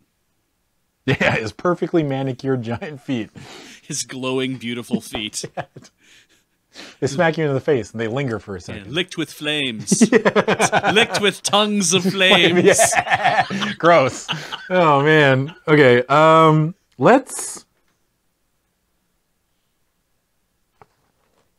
What do I have? They didn't say when I could use potions. I can just use them at any time, That's right? true. Can I use them in combat? There's nothing in the rules that say I can't use them in combat. I don't think so, because I think it's just like if you consume a potion whenever you can, like whenever you're allowed. If you drink a teleportation one, you just be gone, right? So donate 5 gold to make him show his feet. God bless you, Twitch chat. Okay, you remember your panpipes are also like if you end up fighting him, your panpipes are a shot for you. I have like a 50% chance of just winning the fight. Yeah, exactly. With the panpipes. Yeah, but then you're probably weak as hell when it comes to an actual. I also have a -1 still because I haven't been in a fight yet. That's right. Yeah. I'm gonna try to take him out. 22C. Okay. All right. This giant may be fierce looking, but you sense that he is really quite weak. Otherwise, he would be able to break free from his bonds. Why are you captured, idiot? You weak-ass giant. Oh, my God.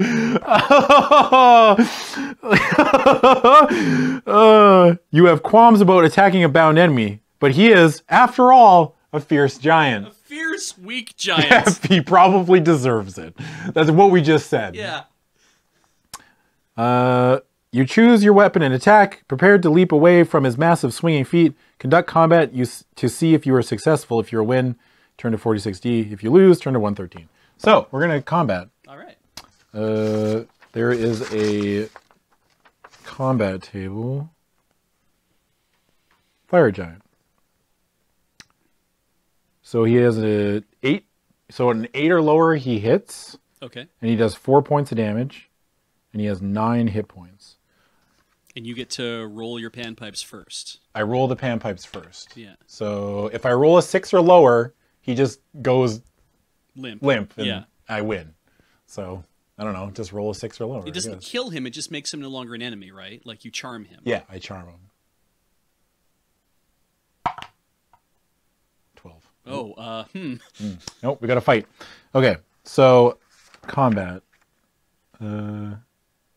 So I have to strike on a 6 or less because I have a -1. Oh, right. And I do 5 points of damage. So I only have to hit him twice to win this combat. Right. And he is hitting me on an 8 or less. So but I always get to go first. So I have to roll a 6 or less. It's just a 50-50. Yeah. Makes sense. A 2. So I hit the giant for 5 points of damage. Oh, he's got 7. Okay. He's got 9. Oh, he's got 9. Sorry. Yeah. And then the giant attacks. Rolls an 11. Right. Which doesn't work because he has an attack of 8. Right. So he misses. Great. Sick. I'm the best. Attack again. Nope, I miss. The giant goes. That's an 8. That's a hit, so I take 4 points of damage, going to 33. And then I go. It's a 5. That's a hit, and he dies. I'm the best. You're I the win. best. I killed a medical giant. He's just kicking with his feet. I'm like stabbing him. He's like, ah! Oh, how brave. Yeah, so brave. Very heroic.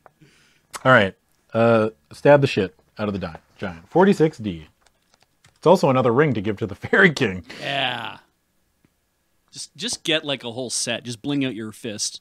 I Like got rings for days. like the Mandarin from Iron Man. Right. The dude with all the rings of power. Yeah.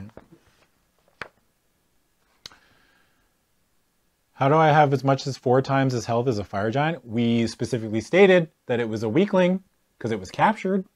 So, look, I don't make the rules. I said 46D, right? Yep. Okay. The giant slumps in his bonds defeated. You almost feel sorry for him. But then you realize that in one way, the giant has won after all. He has collapsed onto his knees in such a way that his unconscious body blocks the tunnel behind him.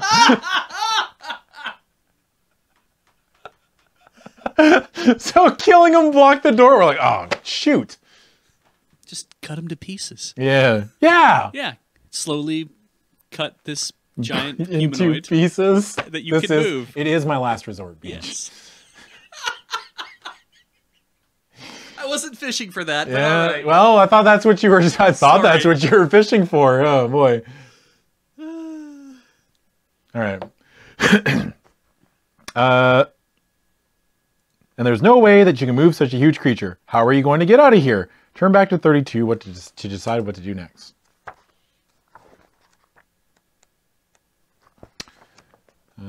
There's a ring. There's a drum. There's an archway with shield. There's another door. Yeah. Giant's belt. Weapons on the floor. Why would you expect the giant's belt? I take off the giant's belt. Yes. Yes. His pants fall down. I take off the giant's belt. 28A. All right, that's a good idea. Yeah. Please don't teleport me. It kills If you. I get teleported or killed or something.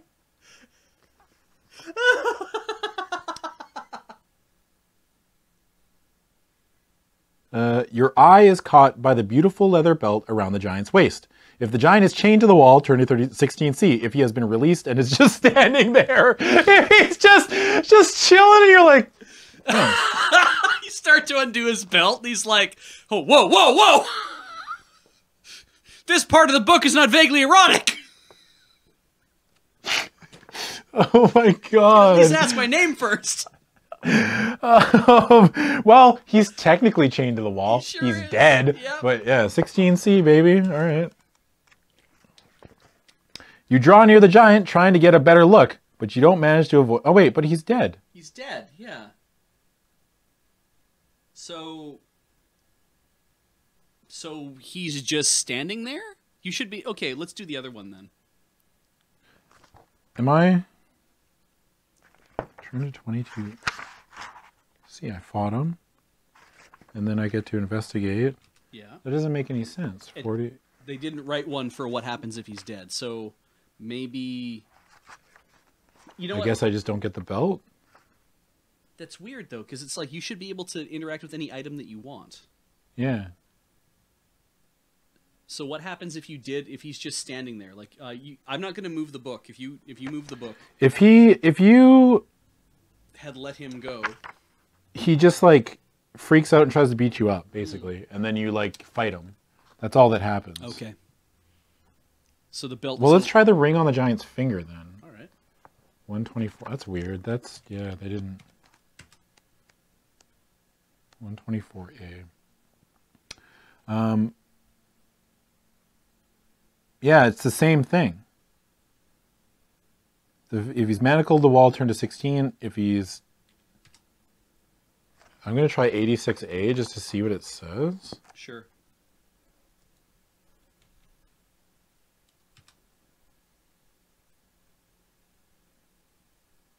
It doesn't really do anything. So, okay, so apparently the ring is a ring of weakness. Ah. And that's why he's chained there. Ah. But I'm going to argue that I just get to take it because I killed him. So I would just take it off. I feel like but I wouldn't know what it does. Right. You would just know that it's like a ring. And it was glowing. Is that a good ruling, Twitch chat? Like, I feel like you should have the ability to loot the body, right? Please read the section after the choices to investigate. Oh, if you killed the giant, you may ignore all references to the creature and proceed with the adventure. Oh, okay. I see. Well, okay. Yeah, that makes sense. So the drum, the archway, the weapons on the floor. Okay. All right. Cool. That makes sense. My bad. I missed that. Let's investigate the drum. 140. Because every musical instrument we've picked up today has been so good. Yeah. What was it? 148? 148A. Holding the drum in your hand, you inspect it closely. It seems to be just a regular drum, perhaps even a child's toy. Taking nothing for granted, you beat on it with your hand. If you're a fighter, turn to 19. If you're a bard, turn to 152. Well, I'm a bard, so 152B. The drum sounds the resonant hollow sound that you expect. If the giant is still in the chamber, you suddenly notice that he has fallen sound asleep. You notice then that the drum is broken in your hands. You drop the pieces. Now you're free to do whatever else you want in the chamber. Okay, well, so what? Okay. I'm going to check the weapons on the floor, I guess. Sure. 145A.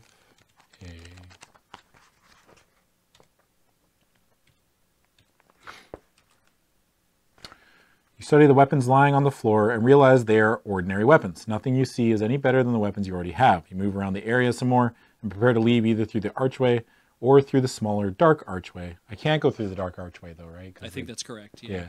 So I have to go through 11. Let's go to 11H. Actually.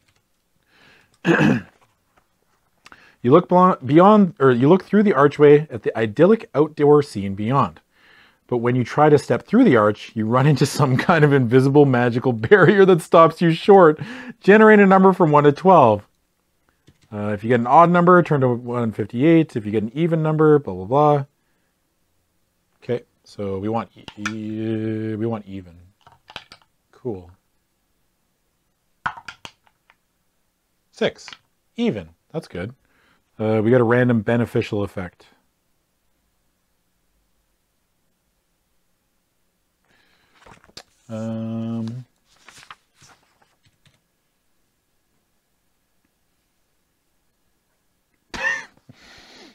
You trip, but it turns out to be a fortunate accident. Your hand falls on a pebble that turns out to be a magical gem. Heal 1 hit point.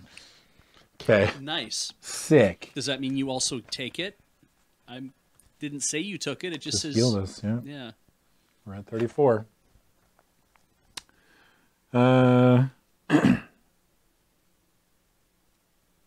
Okay, after you determine the result, you realize that the shields and medallions around the archway must have something to do with the magic. Turn to 142B. Oh no, it's a puzzle. Oh no. This is my greatest weakness. Glancing at each of the shields, you choose which one you want to investigate more closely. It's a griffin shield, a horse shield, a pig shield, a top shield, a middle medallion, or top medallion, middle medallion, bottom medallion. Well, are one of these things not like the others? What page was the picture on again? 33.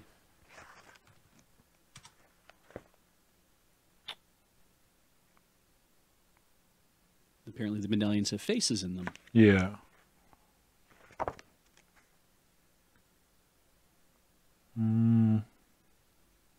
So the pig shield's gonna be bad because everyone got turned into pigs in Willow.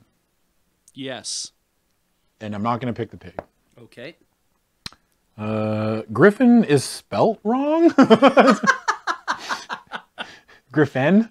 It's not Griffin, is it? It's not usually. It's usually Griffon. Griffon. Where is it there? Yeah, I think they just spelled it wrong, yeah. Yeah, you've seen it both ways? Okay. Horse shield, yeah, that's fine. If I was the fighter, I would have picked the horse shield because that's his thing, right? It's in character. But this bard's an idiot. Well, they're both technically idiots because they both be in the situation. But this bard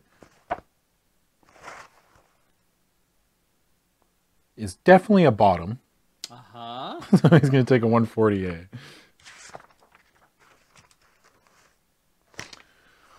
Oh my god. As you touch the bottom medallion on the right side of the archway, you feel yourself magically teleported to 16. You bet. I did see somebody in chat say that the teleportation stuff is to avoid the kill you stuff. It's to not end your adventure. It's to just get you turned around. I guess. Yeah. 16. How did I get here, you wonder? You look down at your feet and marvel at the fact that you are standing on a cloud, and you have no real idea of how you got here. And then you realize something else. There's a lovely woman sitting in a nearby cloud, smiling at you. You recognize her as a sylph.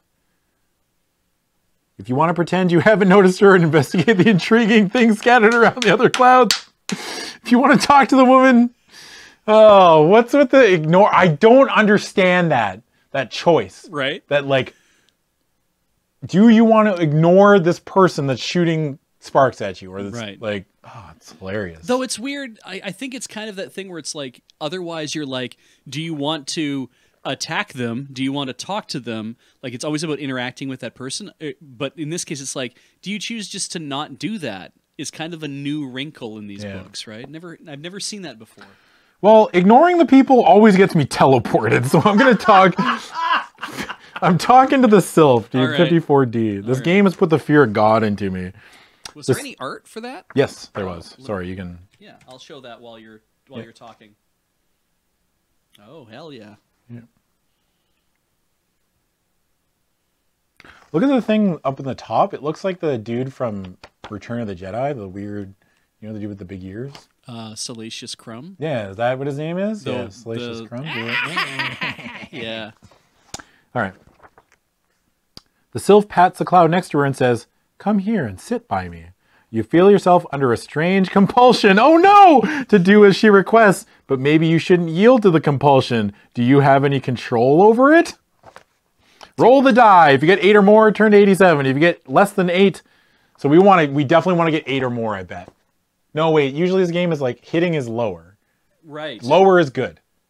I think we want lower than 8. I love how you don't know how it's going to end up. Yeah. That's kind of cool. Do you have any control over it? Well, no, you don't, because you have to roll the dice. Yeah. A 9. Uh-oh. That's not good. 9 is 87C. Please don't teleport. Don't get eliminated. 87C. Yep. The sylph's enchantment has you in thrall. Obediently, you step over to her side and sit down where she indicated. You don't quite know what you expect to happen next. Do you have a magical gem to give me? She asks. If you have a magical gem and are willing to give it up, turn to 32. If not, technically I have a magical gem, but it healed me already. So no, I don't have a magical gem, correct? It never said you picked it up, right? It says your hand fell on a pebble, and I'm like, they didn't say you picked it up. Does that count, though? It didn't say, like, you pick up a magic gem. Yeah, your hand falls on it, and it's like... Well, Twitch chat thinks that you took it. Yeah. Chat says yes. Okay. The judges... They're my judges, basically. Are you willing to give it up is the question. Yeah. It doesn't do anything. It literally doesn't do anything. All right, fair enough. Oh, we got one no. Oh, it's suffix. Suffix doesn't count. Okay, well, we're gonna give her a gem. 32E.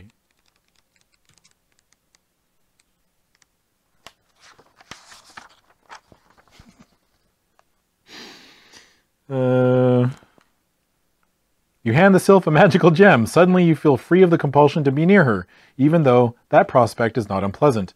The sylph leans back on her cloud and watches as you tiptoe lightly over the insubstantial clouds. Turn to 16. She lights up a cigarette.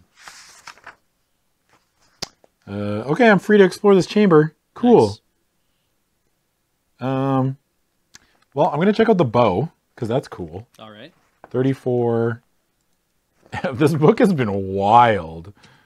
I like this. I like this. I actually almost like this more than I like the Fighting Fantasy ones. Because they're not just straight combat. Like Yeah, this and one that is just like, the answers are dumb. Our character's a moron. They're just like a complete idiot with no idea, like no concern for social cues or anything. It's like our character has never been around anyone ever. Right. And just lived a life where he got to do whatever he wanted, whenever he wanted. Blowing his panpipes. Yeah. You know? Absolute melon. 32F. You move carefully from one cloud to the next, and you manage to reach the bow and quiver full of arrows. You presume they belong to the sylph until you see the runes on the quiver. They say, arrows of never fail monster slaying. This is a great book. Wow. I love how descriptive everything is. Oh my god! This book rules! That's really just a marketing statement, though, right? Yeah. Yes. Wonder what they do. I hope we shoot this bow and it doesn't work. I pray every fiber in my body. It's like, if you have the bow of never failed monster slaying, use it now. It doesn't work. It shoots you. It backfires and you catch an arrow in the eye. Yeah. Oh, man. All right. Those arrows should be of incalculable help in dealing with the kinds of monsters you've been meeting. If you want to take the weapon with you, make a note to turn to 26G when you decide to use it instead of rolling for combat. Note the number of the section you came from before you use it. Okay, so we just get it. So we walk into this room. The sylph's like, sit down. We're like, yes. And we're like, you got a gem? Like, yeah, here you go. Okay, get the fuck out. and then she walk over and be like, I don't need that shit. yeah, take it. Beat it. I got what I wanted. Get it, girl. Did she want you to sit on her cloud? Yeah. Or did she really just want the gem? She wanted the gem. Because she made you sit on the cloud. Yeah. You could have just walked up to her and handed it to her. Yeah. Yeah, I don't know, man, but I want to be that sylph. Yeah, that sylph's got it. I like Erudite Cynic. Lights up a dart and tells you to kick rocks. Yeah, it's like fucking cram walnuts, pal. Go kick me some more magical right. rocks. Okay, so I don't have the Sword of Nightmare control. That's correct, yes. We lost that. But that frees up a weapon slot. So, yeah. Arrows of, what is it? Bow and, okay, so. Never fail monster slaying. Bow, never fail, monster. There's not enough room to write. We know we have a bow. How many arrows do we have? Is it unlimited? I guess if we just turn, we have to turn to 26G. 26G? Yeah. When we want to use it. And can I just use it at any time? You can use it when you enter combat instead of actually, like, you can just be like, you know what, I'm going to use them now to kill the monster. And I think that's the, it's probably one of those things you turn to, I bet you what happens is you turn to 26G and it'll be like, if you're the fighter, go here. If you're the bard, go here. Yeah. Arrows of never fail monster slaying. They're written on the air, like it's real long, like written on each arrow. Like, oh, okay. Huh. Dixon Ticonderoga, never fail monster slaying. All right, let's keep going. For now, return to 16. Oh, hell yeah. Well,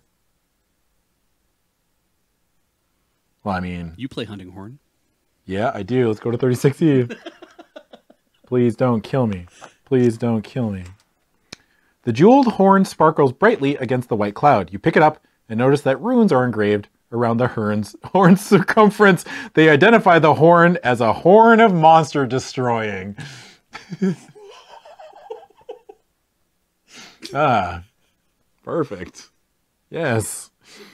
If you want to take this magical weapon with you, make a note to turn to 116D when you face a creature and want to use the weapon instead of regular combat. Be sure to note the number of... Wow, we just got like two... Yeah. Yeah. Fool! Doom toots as he pleases. You know? And the monster just explodes. They just turn inside out. Hey, Adam, did I write this book? It kind of feels like they just let an idiot like me, they're like, do you want to like write this book? And like, you can do whatever you want. I'm like, really? I'm like, yeah, just go wild. Do whatever you, and then I'm like writing these ideas and they're like, that's brilliant. It's like I got encouraged. It's like my parents financed me to write this book, and then they just encouraged me every step of the way. Their beautiful son, Adam Savadan, write this book, you idiot. And then I just like threw every garbage idea that I could think of. Yes, what are you going to call those arrows, Adam? Yeah. Oh, never fail monster destroying. Brilliant. Yeah, not something like a little more like arrows of annihilation. No. Or, nope. Yeah. Nope. Other object 1. Horn of monster destroy. Okay, so we can like literally eradicate anything we come. We have 2 things that we can just automatically win combat with. Yeah. And the first thing that we fought were just like dragon. They're just like, ah. Every dragon is dead. Yeah, every dragon is fucked. I can't believe you called that at the beginning. Like, I say dragons. Like, Well, it does say Dragon Mound, right? That's fair. It's right on the book, Beach. Yeah. And you marked down it's 116D, correct? Yeah, sorry. Yeah. Because I will forget that. Yeah, 116D. Horn. All right. Well, this lady let us steal all her shit, so what's going to stop her from stealing everything else? Object under woman's hand. I mean, there's also the key. Object under woman's hand. 42D. I have a bow of never fail monster. Like, I literally have the horn. She's like, I was like, give me that. And she's like, no, toot. And then she just fucking explodes. And I'm like, thanks. The object? I've been weaponized. Like, they've taken all the risk away. It's like when you play a horror game, they just give you a gun. Right. They've given me a gun. Yeah. 42D. Yeah, fuck those typewriter ribbons. I need a gun. All right. You notice that all the time you've been here, the sylph hasn't moved her left hand. It's been resting on the cloud, and you think you see something under it. Could it be something important? If you want to look and see, turn to 140C. Otherwise, turn to 16. Well, they're giving you a chance to not do this. yeah, they are very explicitly giving me a chance. Well, you know what? I'm not here to fuck spiders, Beach, so 140C, baby. Let's let this rip. Nonchalantly. Nonchalantly, as if the sylph weren't even there. You lean over and snatch at the item under her hand, but she clutches it tighter and cries, "Stop it!" and pushes at you. It's just enough to send you toppling off the cloud. You land hard, losing 1 life point, and find yourself in 84. Wow. Okay, well, punished. Back down to 33. And we go to 84. Well, I don't get the key. True. We essentially got teleported. We did, yeah. You fell out of the clouds to what looks like the Shire. Yeah, wherever you are, there's a dance going on when you arrive. The dancers are tiny sprites called atomies? Atomies? Atomies. Sure, atomies. They have come out of their underground riverbank homes to dance in the moonlight. They are dressed in short, silken costumes. Oh, I have a musical instrument for this. Oh, you guys want to hear some music? Yeah, sure. Toot, fucking like blam. Shockwave hits them. They just. It's like that scene in Terminator 2 Judgment Day when she's holding onto the. Yeah. Just gets her skin blown off. Oh. Does that make you the monster? And would that kill you too? What if I toot and I explode?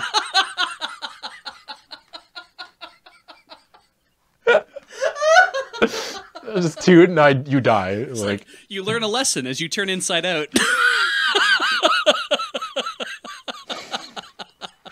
Yeah. Aesop comes out. He's like, "Welcome to my fable." Oh, man.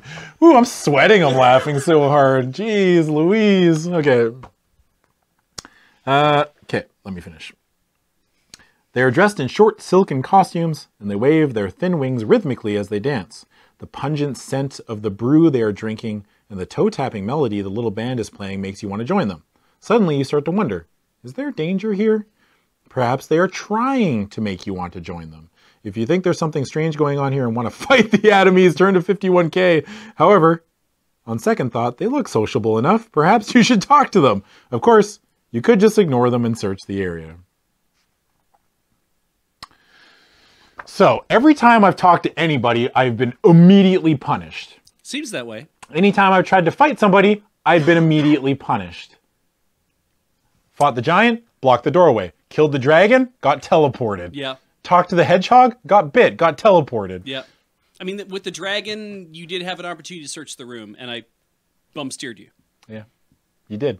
So you could just ignore them and, like...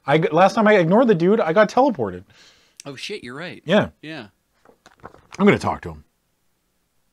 55G, let's do it.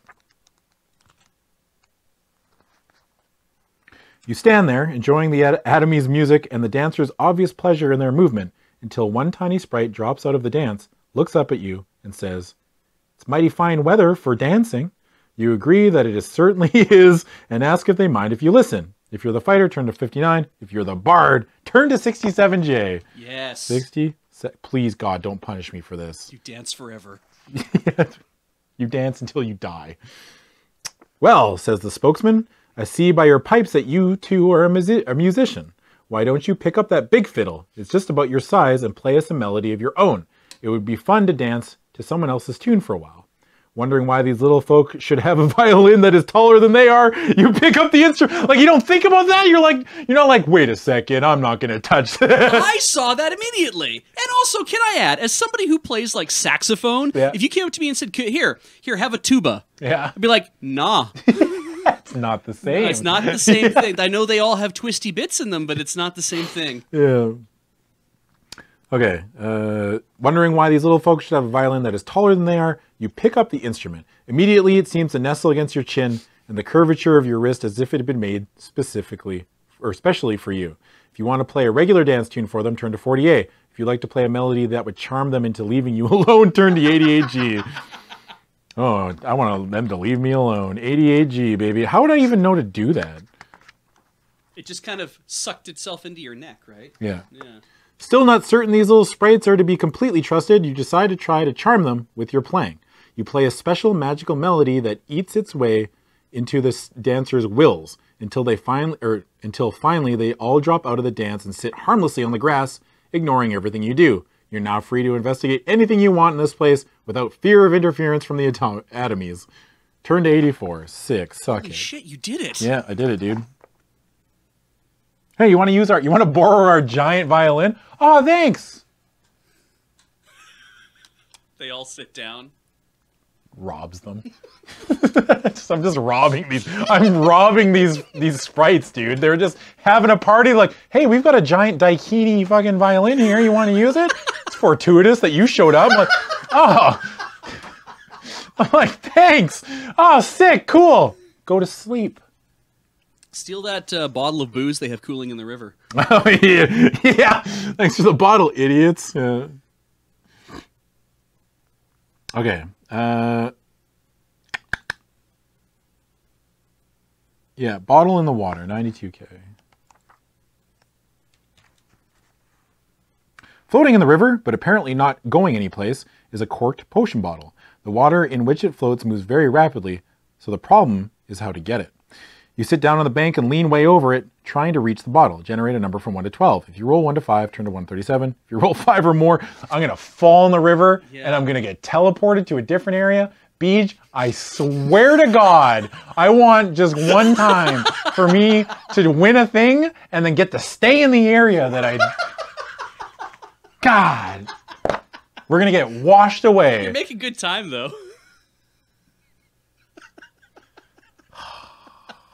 I should ask Beej what he wants to do and then not do that one thing. Yeah. Beej, what would you do? I was literally going to ask you about the giant violin, because I'm like, you are holding it. Yeah. You should maybe investigate it, but... 7. Okay. 96K.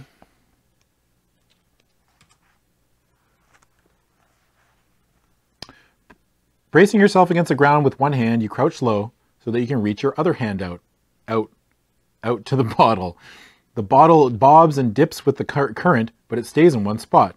You watch the bottle bob, timing it, till you make one quick dip of your own and come up with the bottle clutched tightly between 2 fingers. You've obtained a potion of slowing. Any creature you throw it on will magically slow down, with the result that when you fight it, you can add 3 to your roll. Turn to 84.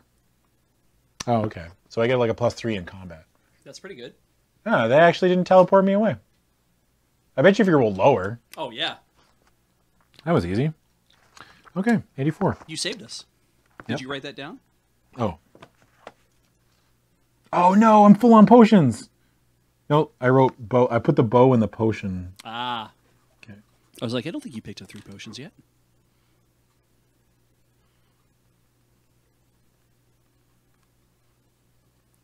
That said, how do you know a potion of slowing on sight? Well, it's written on the bottle, isn't it? Yeah. Everything is in this universe. Everything is clearly labeled. Yeah. This whole Faerie Mound is OSHA compliant. There's Wemyss symbols on the back. Yeah. Potion of fire, danger, flammable. Yeah. Perfect. Safety goggles and. All right, let's go. Can I rob these people? I mean, you can. There's a pouch on the shore. I'm gonna check out the pouch. Okay. 105. I can clean them out. Oh yeah, they're ignoring me. They're just like, yeah, do what you want, man. All this stuff is clearly too big for them anyway. You get a running start down the hillside and leap across the stream to the opposite bank, where you sit down by the leather pouch. As you open its neck, a voice calls from within saying, "Put something nice inside of me." That's vaguely erotic. Yeah. 2 things nice will return to thee. Turn to 109A.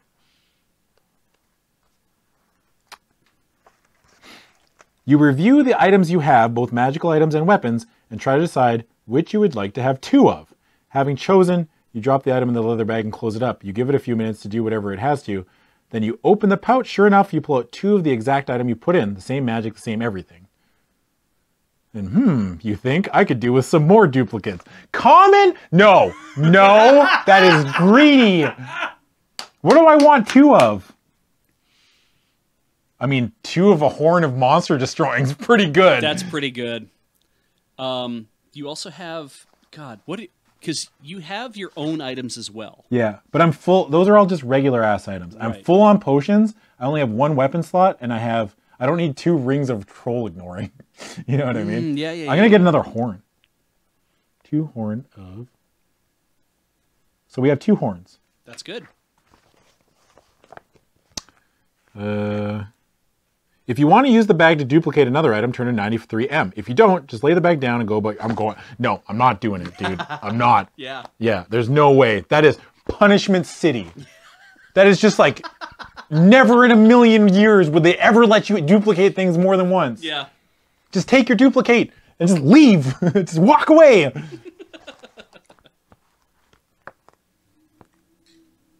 Oh yeah, we still have that skull following. I forgot about that. He's just being quiet. He's just chilling, dude. Skull's just like... Yeah. Making the Jetsons sound. Yeah. All right. Let's go... Do you want the violin? Yeah, I might as well try it. 126J. You don't have to. Remember, you should be ignoring me. Yeah, well... The violin, so much taller than the atomies themselves, stands to one side, useless to little people. You pick it up and pluck a string. A pure note resonates across the night air. If you're a fighter, turn to 121. If you're the bard, turn to 120H. But we've already used it, so... Yeah. The magical violin responds to a skilled musician by curing his wounds. You regain 2 life points. Cool. Nice. Back up to 35.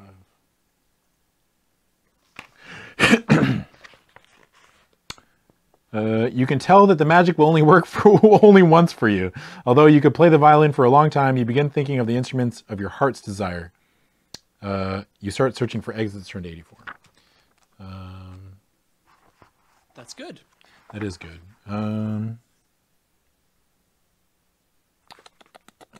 So we can do a path between the trees, the balcony doors, a large hole in the bank, or the river. I'm going to do the balcony doors because we might be able to rob these people blind. That's a good... 124K. Good instinct. Yeah. I reach into their house and I take all their worldly possessions. Leaning far over the riverbank, you realize that you can reach the Atomies' little open doorways with their quaint balconies. The little sprites aren't watching, so you could investigate the holes right now. If you want to, turn to 102J. If you think that would be poor payment for their hospitality, well, they're ignoring me, so it doesn't matter. 102J.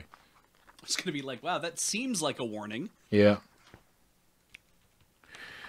There are 4 balconied entrances dug into the riverbank. Starting from the left, you can investigate the first hole, second hole, third hole, fourth hole. Third hole, 145K. Sorry, the third hole? Yeah. 145. Leaning way over the bank, you peer into the third hole. Inside, you can see the light of a tiny torch. Silhouetted against it is a little female Atomy changing her clothing. Vaguely erotic. Embarrassed, you start to turn away, but it's too late. The Atomy turns and sees your huge human-sized eye watching her. She screams, grabs a blanket, and comes running towards you. Before you can lift your head away from the hole, she has flung fairy dust in your face. When you open your eyes, you find yourself in 130. This one was not my fault. Got teleported again. Ah, we're back at the troll hole! You seem to have the ring, though. Yeah. Yeah. If you have been to this area before on this adventure, you were amazed to see that everything about this area has been restored magically to the way you first saw it. The troll looks just as ready to fight. The hoop is in the middle of the bridge, and you know you are in serious trouble. You must start over from the beginning with the same choices you had the first time you were here. Well, it just ignores me. Yeah, you have the ring. Yeah, so I can just ignore. Yeah. So we went right last time, right? I think so. Yeah, let's go to the open archway, 106A.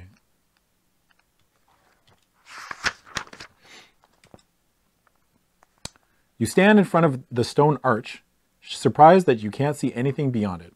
There ought to be another cavern, or the side of a hill or something, but there's only an eerie swirling light. This is the Ark of Change. If you go through it into the light, you will find yourself back in the Hall of the Fairy King, where you first entered the Faerie Mound, but you will no longer be yourself. If you are the fighter, you will now be the bard. If you're the bard, you will become the fighter, and you will have to start the adventure anew. If you choose to go through the Arch of Change, read the other player's character sheet at the beginning of the book and turn to 8. If you decide not to go through the arch, you may go through one of the tunnels. Okay, well, we're not doing that. Okay. I'm not starting over. No. Why would you do that? I don't know. Why? What's the benefit of that? Like, you know what I mean? Like, even from someone who's like, yeah, I'll do that. I'll go back to the beginning. Probably if you're like, I've been getting screwed around and all the things I want to do, I can't do, or I'm getting hurt a lot. Like, actually, it's the thing. If you're like in your last 3 hit points, that's true. Because you could just come back here again and go through again and turn back into the bard. Yeah. So let's go left, 136H. Okay. As soon as you step into the tunnel in the wall at the left, you see a glow ahead of you, but it's not like the glowing white light of the arch back in the troll's cavern. This is a soothing glow that makes you feel warmer, more comfortable. It is returning 3 life points to you and leaving you alert and ready to face more adventures as you step into 68. We've been here before. Have we? Yep. Well, I'm back up to 38. That's good.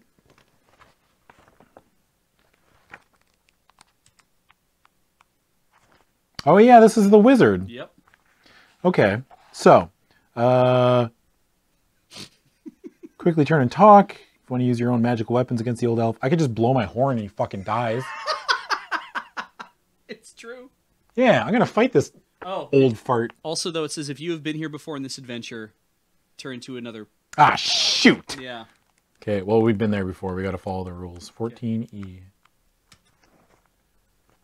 You are very pleased to discover that the wizard is gone from his chambers, though you are not surprised to find that all of the things you disturbed the last time you were here have magically restored to exactly the way they were on your first visit, except for the spellbook if you took it with you before. This means you have all the same choices you had except for dealing with the wizard. Turn to 68.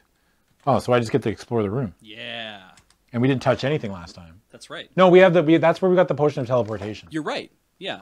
And we still have that, technically. Yes. So the floating bottles were the one that we... Yeah, you grabbed the nearest thing to you, which I think was a ball that was floating above your head. Yeah. Let's do the keys at 42N.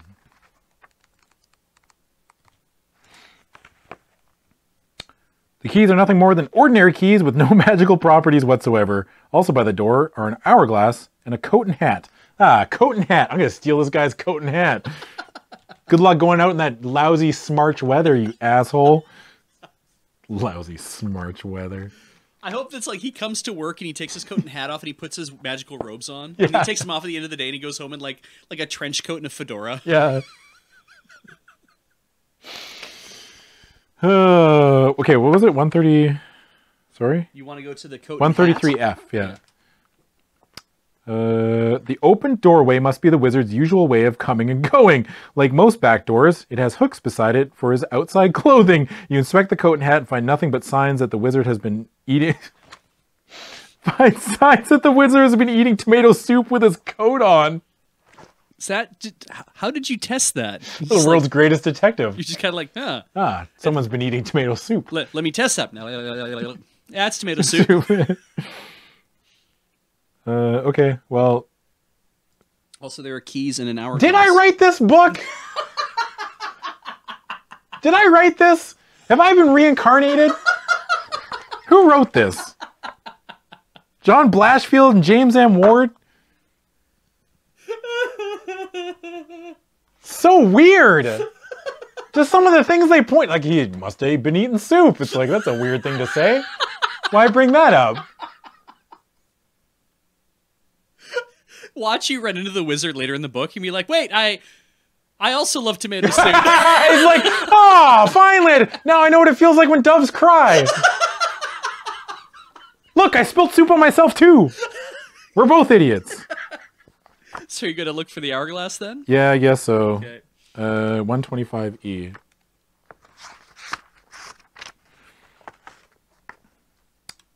For several minutes, you stand and watch the lavender-colored sand sift through the narrow neck of the hourglass near the open doorway. The time, whatever the sand is marking, is about to run out.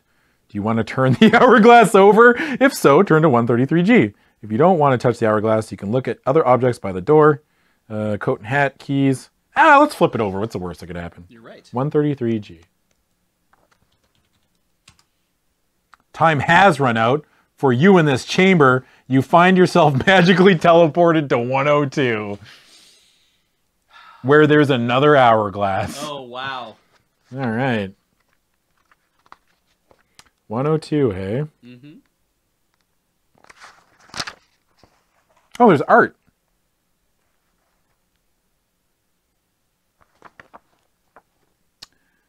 You can't believe your eyes. You finally entered a chamber that invites you to relax with comfortable couches, a smoldering, hickory-scented fire, food and drink, and cozy warm tapestries on the wall.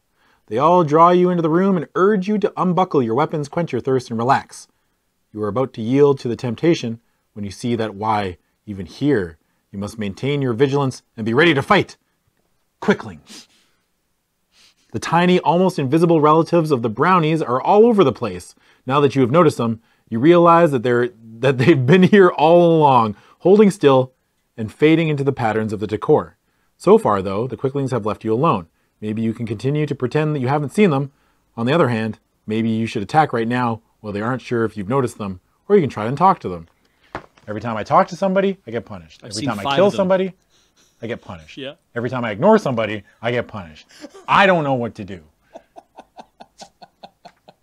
Feels like everything I do, I just get teleported around. It's like being a 4-year-old. Yeah. And I picture every time my character gets teleported, he like throws up. He's like, you know, like like Alex in Road Quest. Yeah.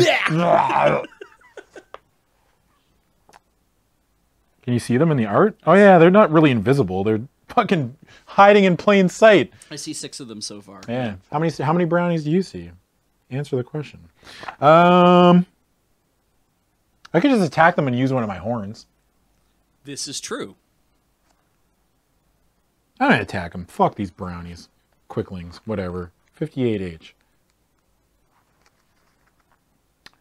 You quickly ready your weapon, conduct combat. If you win, turn to 70k. If the quicklings are too much to you, turn to 60. Okay, so if I want to blow the horn, I gotta turn to 116D. Now, you have to do that before, or do you think...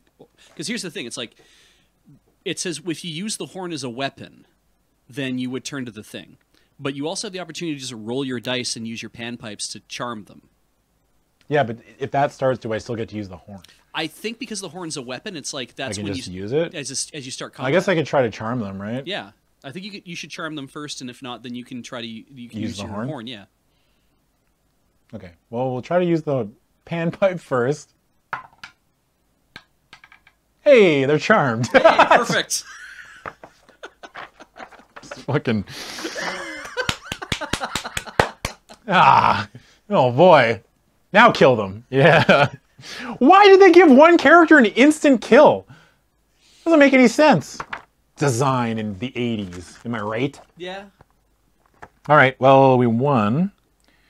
If you win, turn to 70k. Okay.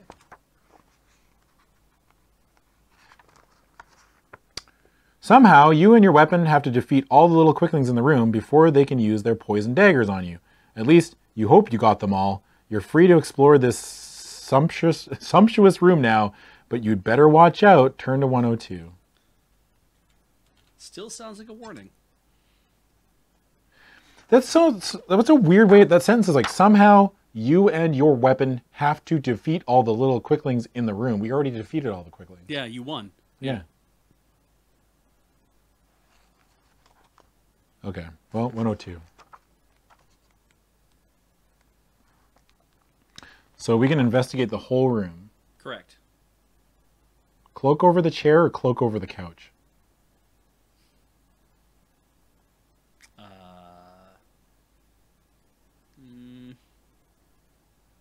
What does your heart say? The couch. Okay, cloak over the chair it is. 22B. All right. The chair, you realize, is a quality antique. Old even in this place of antiquity. You pick up the cloak that has been laid casually across it. Instantly, a cloak rises from your hands and moves, all of its own accord, around your face and throat. It's strangling you. Yeah. Tell me how this is going.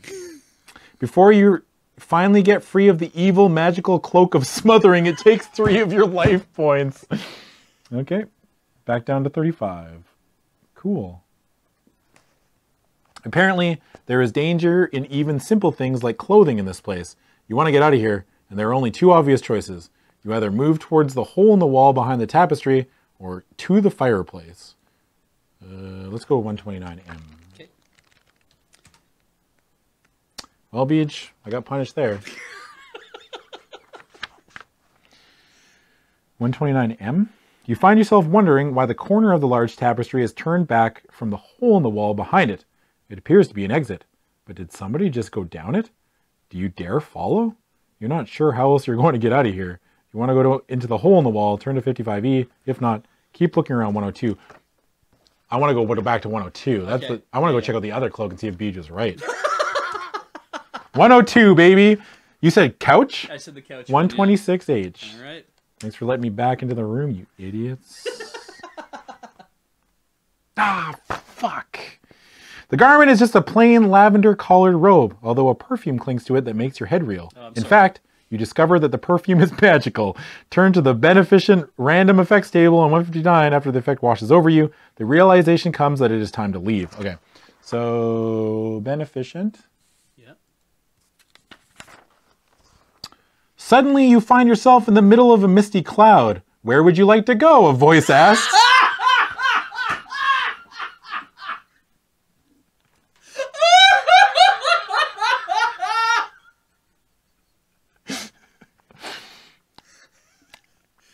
Pick a chamber that you've been to before, and the wind spirit will immediately transport you there.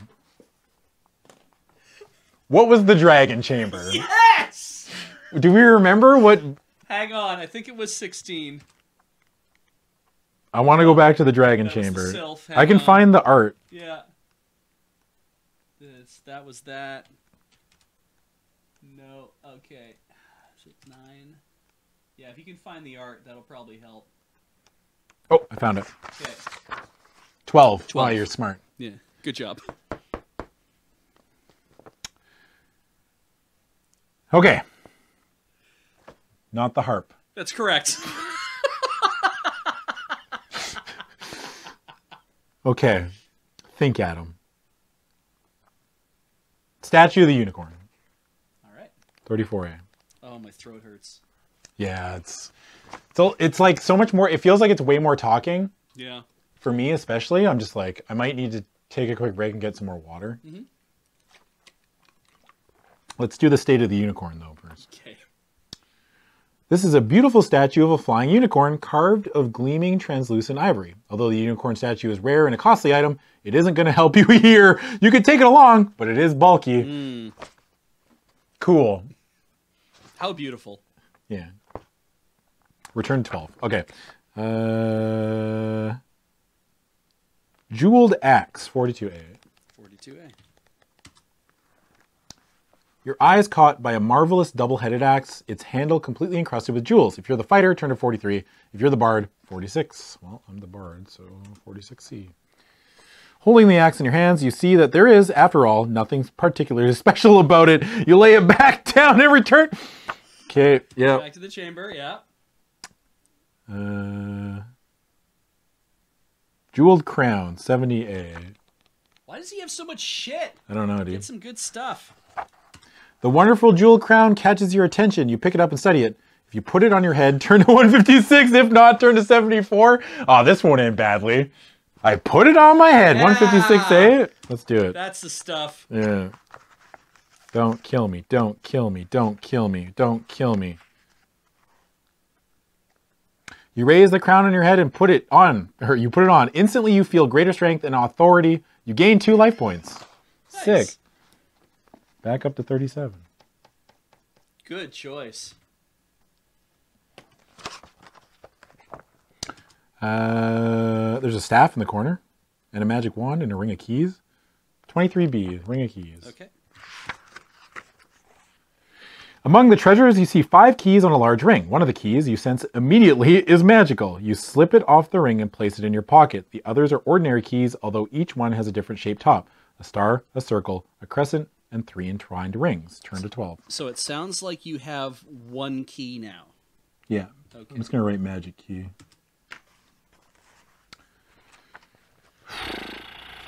Uh, 75A, magic wand. Picking up the wand, you study its length carefully. You're surprised to discover that you can read some writing on it. This is a magical wand of transportation. Dude, they love transportation. You may carry it along with you in the Faerie Mound, and if you ever get cornered and need to leave a chamber quickly, the wand can transport you elsewhere, precisely 4 times. The first time you use it, turn to 78A, the second, 74C, the third, 83B, and the fourth, 86B. That's a lot. I don't actually have room for it. I might just leave it. Do you want to drop something instead? Well, no, because I have 2 horns of monster killing and a magic key. Ah. So wait, why- aren't the... Oh, sorry, the horns I thought were weapons. I guess they're not. No, I don't think it's a weapon. Okay. I think it's an other object. And you can't carry any more than what's listed there, eh?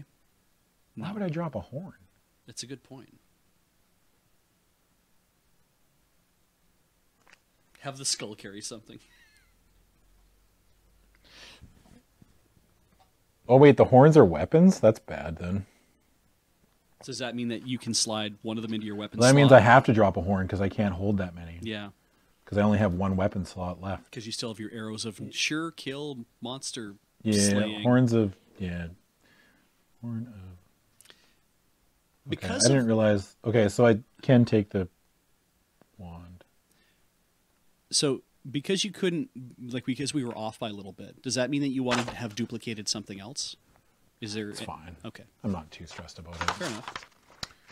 Combat doesn't seem to be too big of a thing in this game, so it's not like...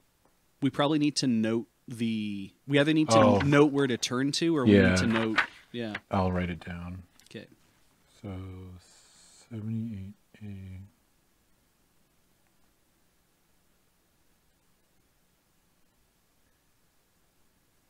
Okay. Okay. Now we have to go back. Yeah. Back to 12. There's a staff in the corner, 27A. We're just looting this whole place. Yeah, do it. Wasn't even worth it. A tall staff with a crystal ball on top of it stands in one corner of the chamber. You recognize it as a staff of invisibility. It would allow you to ignore the next monster you meet and simply explore the chamber as if the monster were not there. Instead of fighting, then the staff will disappear. However, you must give up one of your weapons in order to carry it. If you choose to, decide which weapon you'll give up and cross it. No, I'm good, thanks. Okay. The weapons I have are way better. I mean, they're the same thing, really. Yeah. Well, there is a caged fairy. There's also the shield and 4 trunks. Yeah. Do you want to talk to that fairy? Or? No, hell no. Shield 67A. All right.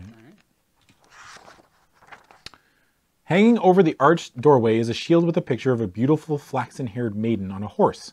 You stand under it and reach up, drawn by the fine artistic detail in the shield. As you touch it, you find yourself transported to 40. Hooray!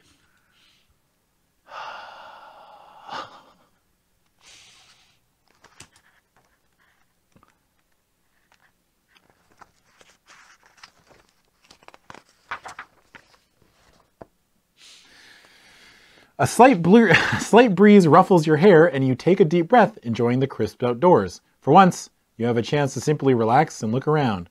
There doesn't seem to be anyone here. Get out of my domain! Thunders a voice suddenly. You spin around, but see no one. You can't have my pot of gold! It's mine! Comes the voice again, seemingly from everywhere at once. You stare up and down to both sides, but no one is in sight. Get out of my domain! This time, a small, high-pitched voice says the words, or at least starts them, and you look up at the tree just in time to see a green and brown leprechaun raise a green megaphone to its mouth as he finishes the demand. I really don't want your pot of gold, you protest. You don't? Why not? What's wrong with my pot of gold? Nothing, really, but I'm on a quest for something that's more important to me. Oh. Well, all right. And the small figure ducks back among the leaves of the tree so that you can't see him anymore. You're free to look around. Sweet! I don't want your pot of gold. Okay.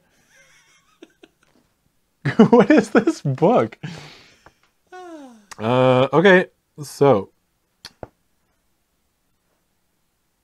Okay.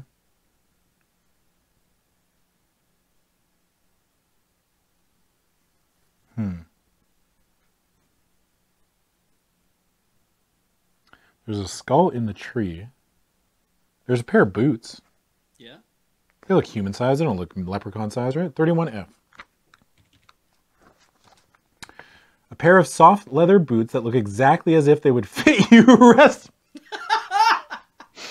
rests on the grass near the tree. As you put them on, you can read the writing outside the top cuff. It says they are 7-league boots of wishful travel. You may choose any one of 3 places to go and the boots will carry you there instantly. You may go to the Hall of the Fairy King, the Hall of the Fairy Queen, Whoa! Or the pool chamber. Nice! Do we have a ring and a potion?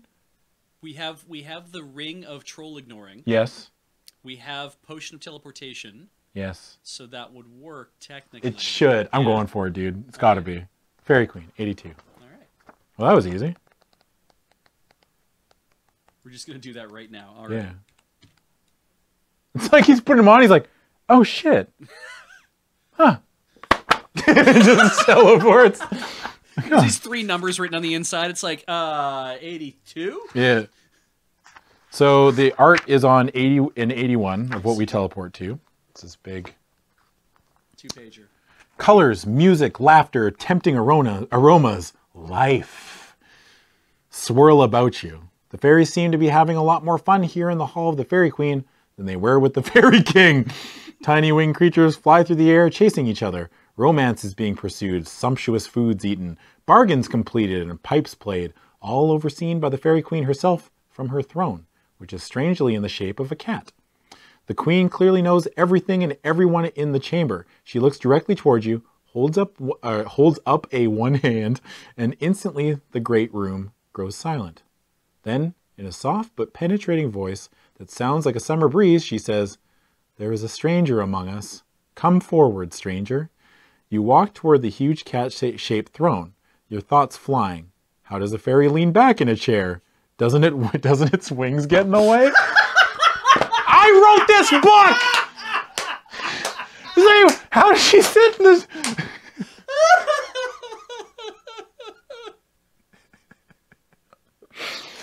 Oh my my god, dude. How does she sit in the throne?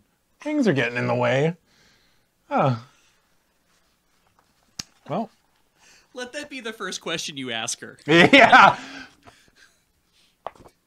How do you sit in the throne?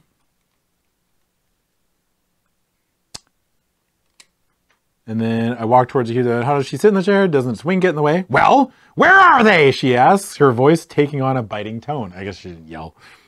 Where or what, Your Majesty, you ask, wondering if you've come in on the second act of a play. Why, my gifts, of course. I did not know that I would be expected to give you gifts, Your Majesty, but of course I'd be happy to do so. If you tell me what you'd like to have, I'll see if I can. I want my guest gifts, of course. I want a gem and a key. They are required of everyone who comes here. Oh, I collect them, you see. We don't have a gem. Oh, that's true. Fuck. We only have a key. Damn it. Shit.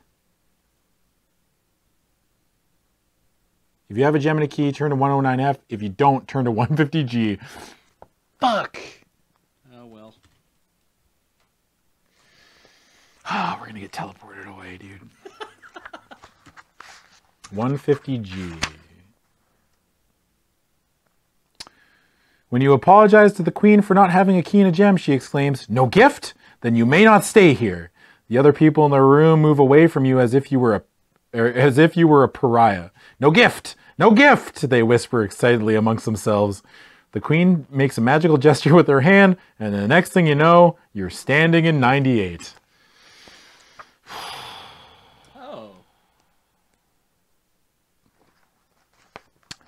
With relief, you discover that there is no one you have to fight immediately in the new chamber you find yourself in. And it is with delight that you realize that this pool must be the one that will lead you to the Fairy Queen. Good. But dismay cancels the delight when you see the water in the pool whirling and plunging downward so violently that it would destroy you. The garden-like setting is certainly beautiful. Everywhere you look, flowers bloom abundantly. You hear birds whistling in the colorful trees, and the scent of blossoms is carried everywhere on the gentle breeze. But in the center of it all, coming into the pool from the pool itself, is a mysterious feeling, not necessarily evil, but of something inexorable taking control of you. If the talking skull is still following you, turn to 63J. If not, go ahead and decide what you want to explore. We have the talking skull, 63J. Yeah. We did it. We were rewarded. Suddenly a voice from behind you speaks. It's the skull, who has remained silent for some time. "You know you can leave. You don't have to have anything to do with the pool," it says. "I know," you reply shortly, wondering if the skull is encouraging you to go somewhere else. Maybe it's afraid for itself. "Why don't you throw some flowers in the water and see what happens?" suggests the skull. "I'll think about it," you reply absently as you turn away from the skull to look around to see what else you might need to think about in this lush garden. Turn to 98. Well, that didn't tell us anything. I'm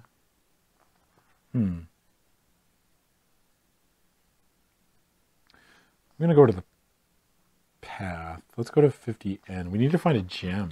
Yeah. The sweet songs of birds seem to pull you along the path at the back of the garden, but then their songs gradually die out and you're on your own. You keep walking, but you don't seem to be getting anywhere. The scenery doesn't seem to be changing particularly, and you see nothing that might be a destination. Hours pass. "It's time I arrive somewhere," you exclaim angrily, and in the blink of an eye, the path ahead of you forks. You'll have to decide which branch to take to reach somewhere. If you want to take the right-hand branch, turn to 144. If you prefer the left-hand branch, turn to 122. Beach. Right-hand branch. 144G it is. Oh, wow. Should have trusted you last time, dude. Right. I got punished last time I didn't trust you, so. That's the way 50-50 decisions work, right? That's right, yeah. Yeah. You take one step along the right-hand path and find yourself inside a room. Turn to 64. That's not really how walking works, though. Oh, look at this art. Ah, Jesus! The room where you find yourself has all the makings of a cozy cottage, except for the 8-foot-tall witch-like figure confronting you. Oh, this giant woman will devour us all. It's an evil Annis, and she's ready to take you apart with her spiked mace and her dagger-like claws. You wonder if you can just pretend she isn't there. If you have a skull following you around, turn to 74M. Oh. Otherwise, turn to 126E. I do have a skull following me around. Right. 74M.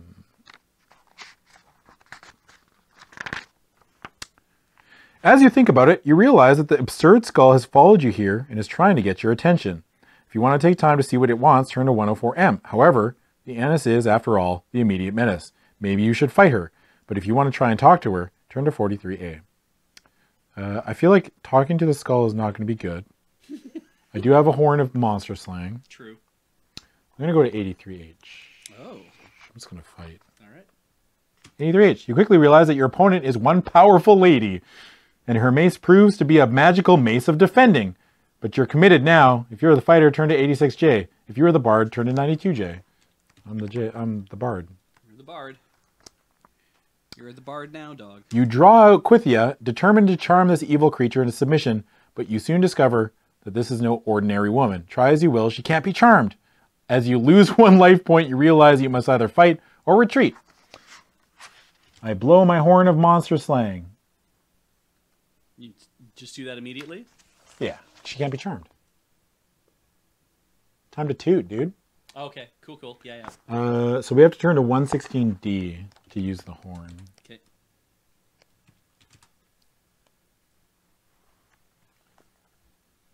This seems to be a good time to use the Horn of Monster Destroying. You quickly grab the magical weapon and place it to your lips. You blow and rejoice in seeing the creature immediately defeated. But it also does 4 life points of damage to you and destroys all the keys you have with you. Jesus! I hate this game. I hate everything about it. Why did he destroy all my fucking keys, dude? Oh. I lose 4 life. Alright. So I'm down to 30. Yes, Adam, why did you write this?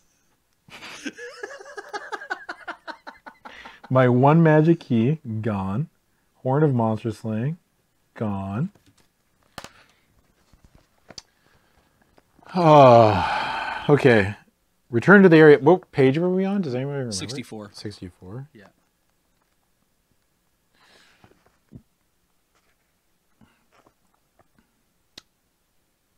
Okay. Let's investigate. I don't think we can use the mace because we're a bard. So I'm going to investigate the cat. Yeah. 108H. I don't think we're beating this book tonight. This is a long one. It is. The cat ignores everything that goes on. It merely keeps munching away on the bones, human bones, that litter the floor in front of the fireplace. If you try to pet the cat, turn to 116L. If you don't, turn to 64. Well, we got to try to pet it, right? Agreed. 116L. L is appropriate because we're about to hold it.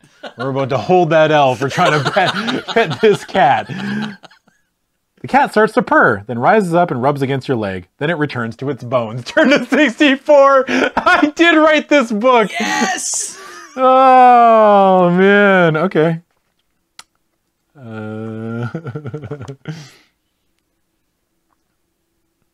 Rocking chair, 120J. All right.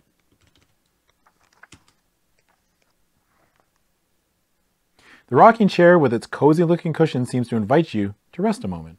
You've had little opportunity to rest since you entered this fairy mound. You sigh and pat a cushion. It would be nice if only for a few minutes. If you want to sit in the rocker, turn to 110H. If you don't, you decide it's time to get on. Turn to 64 and pick an exit. This is going to kill me or something, but 110H. Oh my god, we're going to do it. All right. Yep. You can't resist sitting in the rocking chair. You lower yourself to the soft cushion and lean back, feeling your whole body relax. You reach out with one hand to pet the cat, who looks at you and gives a soft meow. Then you notice your hand.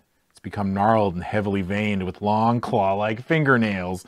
You leap to your feet and catch sight of yourself in a small mirror. You hear a cackle from beside you. The Annis has returned. "Hello, sister," she says, and you know your adventure and your life as you have known it are over. Aww.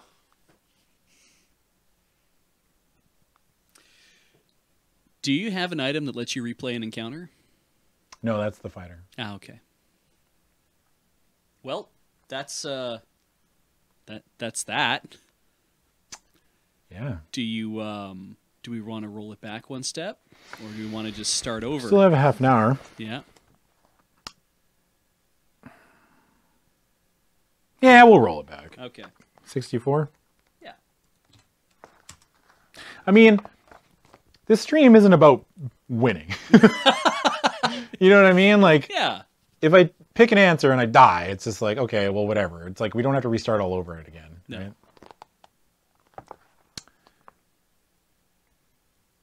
And we lost all our keys. It's true. It was fucking wild, dude. Bowl of eyeballs, 124J. Let's keep looking around. You turn into an eyeball. Your adventure is over. Oh, if I die another time in this room, I'm definitely done. Okay. 124J? Yes. Okay.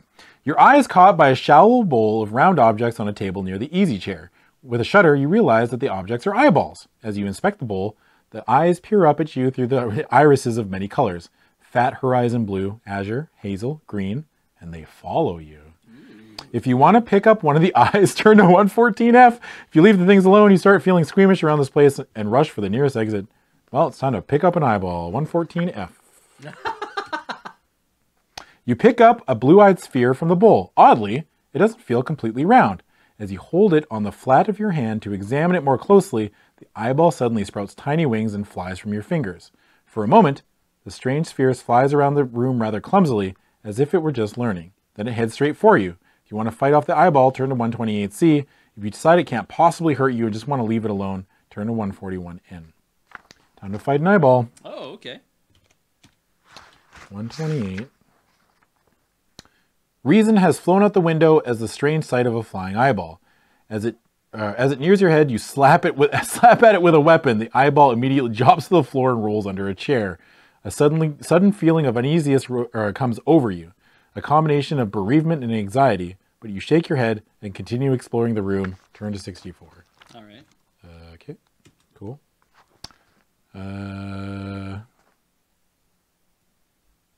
Cauldron seems bad.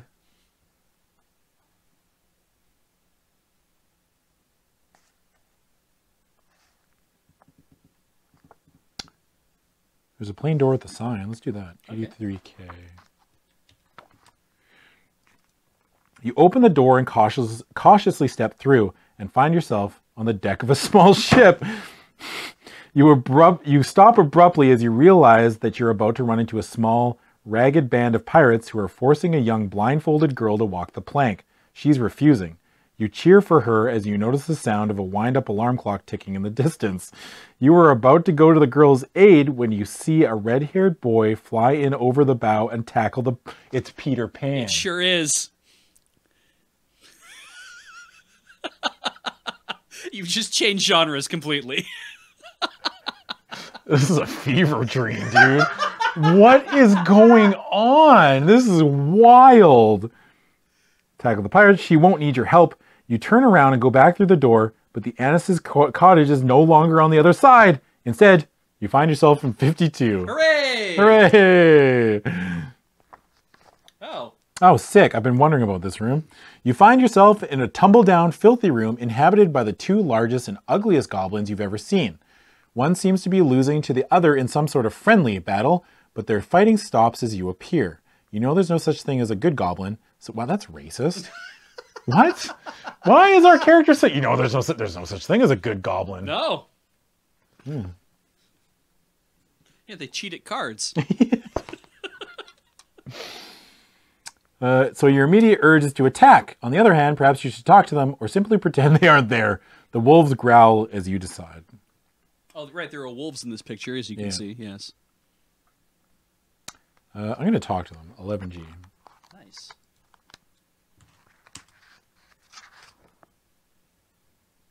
Those are mighty fine wolves you have there. You say 10. Hey, nice wolves. That's the first thing we... sick wolves. Mm-hmm. Those are some mighty fine wolves you have there, you say tentatively, hoping the goblins take some pride in their animals. If you are a fighter, turn to 100A. If you're the bard, turn to 30B. 30B. What's it to ya? Demands the goblin with the gem in its forehead. Perfect. The other one, which has been lying on the floor, rises to its feet, and you suddenly feel yourself surrounded. Nothing, you reply, fingering your sword hilt. Well, we don't like intruders asking questions, especially intruders with swords, exclaims the first goblin, and it takes a step towards you. You step back. If you want to continue talking, turn to 32B. If you're ready to fight the creatures, turn to 22D. I'm ready to fight. Okay. It's got a gem in its head. 22D. Deciding to attack the goblins, you ready your weapon. If you are the fighter, turn to 46K. If you're the bard, turn to 152C. 152... You pull out your magical instrument and begin to pipe a melody that you are sure will charm the evil creatures, but instead, it just seems to make them more ferocious in their attack. You lose 1 life point from your total points without even having had a chance for real combat? Holy shit. Okay. You hurriedly retreat to the door or to the hole in the floor. I mean, run? Yeah.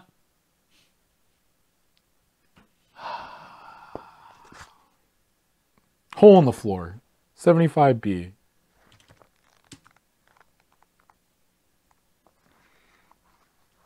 You lower yourself carefully down the hole. Aren't they chasing us? And I'm gone. Okay, sorry. You lower yourself carefully into the hole, not knowing what to expect, but there's no problem. You find yourself in a short, sloping tunnel that quickly takes you to 64. Oh, we're back. We've been to 64. We sure have. Oh. And we're back here, so let's do the mantelpiece, 140K. So that was a loop. Interesting. God, one page is like 140K. Above the cauldron, a stone mantelpiece holds a candle in a small, stout cork bottle. If you want to look at the bottle, turn to 144K. Because you want to examine the candle. I mean, bottles have never been bad, right? That's right. Every bottle's been good. Mm-hmm. 144K. Hoping there might be some useful potion in the bottle, you pick it up and uncork it. A wisp of gray, acrid smoke rises from the round bottle, but nothing happens. Oh, fuck, we let a spirit out. Dude, we just let something go. What happened? They're like, whoa. It's just like, uh-oh. Oh, we're back to 64. Okay. I'm going to check out the mantelpiece again, 140. So I'm going back to 140, but I want to check out the candle. Sure. 130D. All right.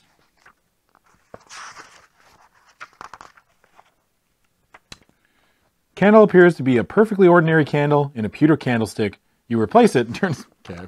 Great. Sick. Chad is a little bit hurt that you just cracked a jar. Even though, but it's not a clear jar. You couldn't see what was inside. Yeah, it. there's nothing trapped inside it. That's not breaking a rule. Yeah. How could I know? It's not like you walk across an opaque jar. You don't know what's inside it. Do you open it?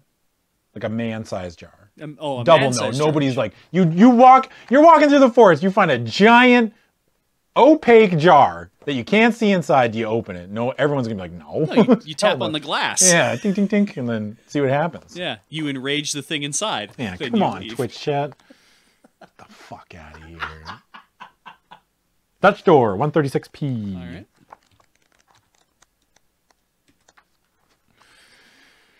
You step through the door into the daylight beyond, but as your foot leaves the threshold, the daylight suddenly turns to darkness and you find yourself blinded. But I'm immune to magical blindness. Where is this magical blindness ring supposed to come into play?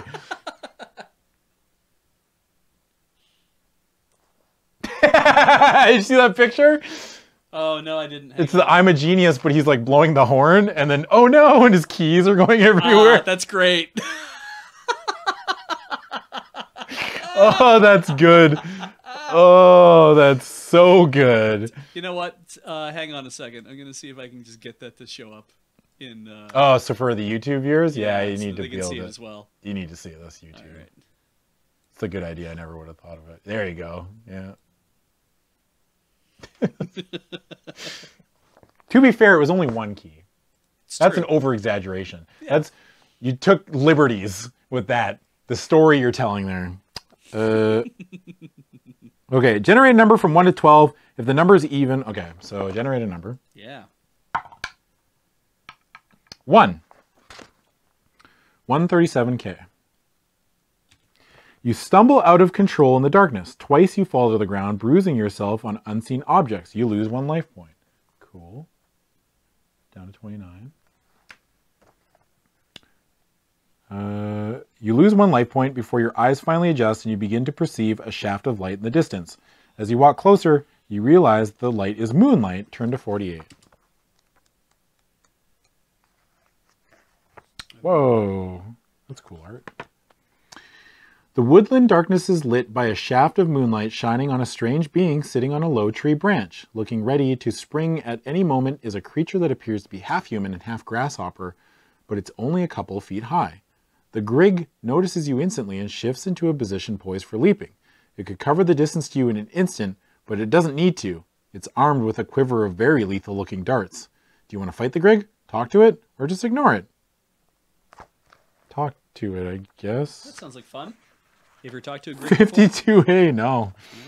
Right. Good evening, you say to the Grig. You appear to be knowledgeable about this place. It's my home, after all. I live here. Good evening. I seem to have taken a wrong turn. You seem to know what's going on. I am, replies in the Grig in... Yeah. Replies in the Grig in tones that sound rather like a cricket's. Okay. You explain your quest to him and ask if he has anything that might be helpful to you. He replies that he does, but you're going to have to trade for it. The Grig points towards the gnarled tree. The darkness and the misshapen bark of the tree almost prevent you from seeing it, but finally you make out a beautiful sword stuck in the bark. Turn to 35H. Okay. That wondrous sword is available, says the Grig. It's magical. It has only been used for 17 fights. Hardly been used at all, it has. Are you trying to... Wait a second. This sword's been barely used. Look, 17 fights. Yeah. You want it? Yeah, you can tell by the notches on the handle. It's barely been used. This car has only got 100K on it. That's basically what he just said. He's like, it's a 95, it's got 100K on it. Yeah. Yeah. This is a great deal.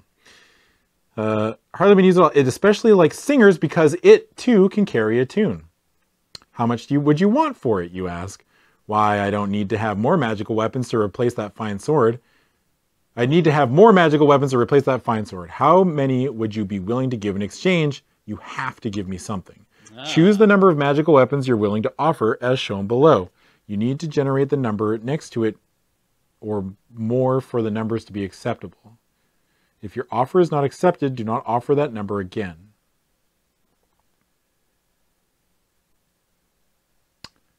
You generate the number next to it or more. So if you offer one, you so if roll I 10. offer 1 and I roll a 10 or above, he accepts it. Right.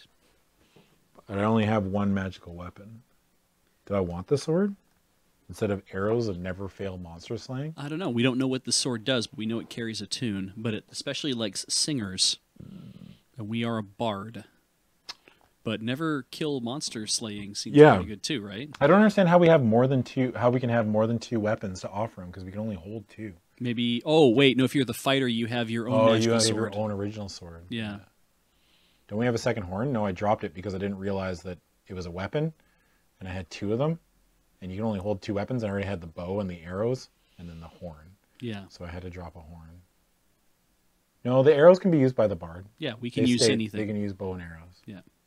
The bard has his own sword, in fact, but it's not a magical I'll sword. try offering 1. I don't know. Maybe he'll just turn it down. And then... Sure.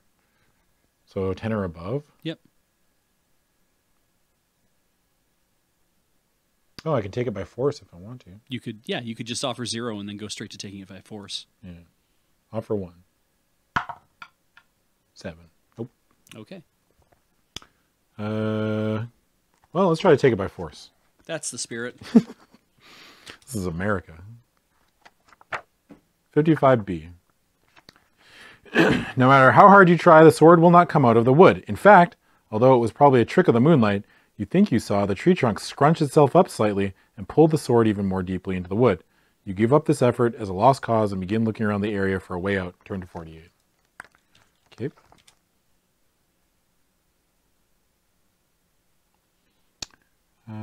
There's a fiddle in the tree. Oh, that's cool. Okay. 8B. Fiddle in the tree it is. You climb the tree and reach out for the fiddle you see perched there. If you are the fighter, turn to 76. If you're the bard, turn to 100G. 100G. You put the fiddle to your chin and start to play. The instrument plays a lilting melody that seems to dance through your brain. If you charmed the Grig earlier, turn to 78D. If you didn't, turn to 60E. Uh-oh. Oh, no. 60E? When the Grig hears your music, he just smiles and appears to relax. The music takes hold of you completely. In fact, it's in charge. It makes your feet dance and carries you off between the trees. Turn to 56E. Wow. Okay. You follow the narrow path through the trees until you find yourself at 64. Well, we're back at the cottage. Yep. So, cool. Let's go to 83, and we're back through the door. Oh no, that's not the right door. Sorry. What's the back? Which one was the back door? We went through Dutch door, the 136B.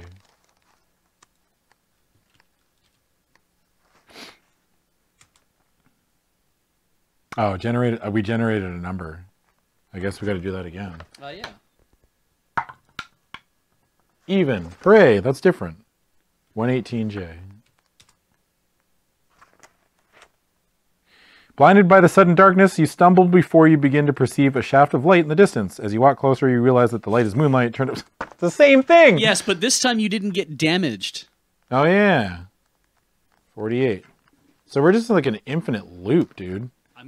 If you've been here before, everything's the same, blah, blah, blah. How you do, however, find a new Grig in place of the old one. I will be right back. Okay.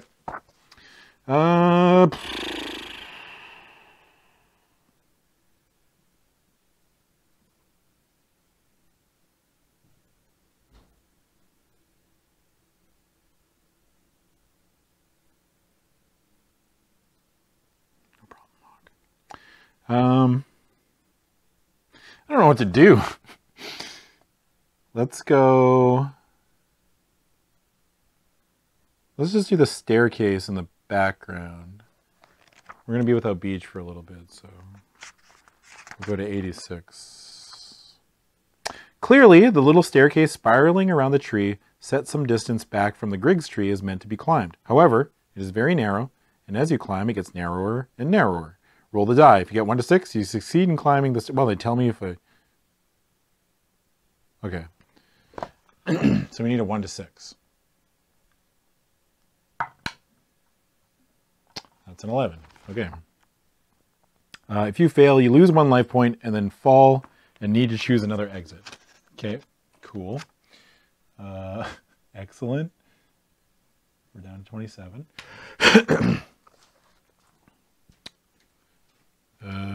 48. So Yeah. try to climb a staircase in the back. The staircase got smaller and smaller. I fell down it, and then I decided that I wasn't going to try it again and left. Oh, I was great. like, Okay. screw this scared staircase. Yeah. Let's go path through the trees, I guess. 56E. That's we've done. Oh, did that. we do that? Yeah, because you played the violin and it took you through the path. You played the fiddle and it was like, oh, you danced your way through 56E and now you end up back at 64. Oh, yeah. You're right. Okay. Mushroom with eyes. 39B. Nice.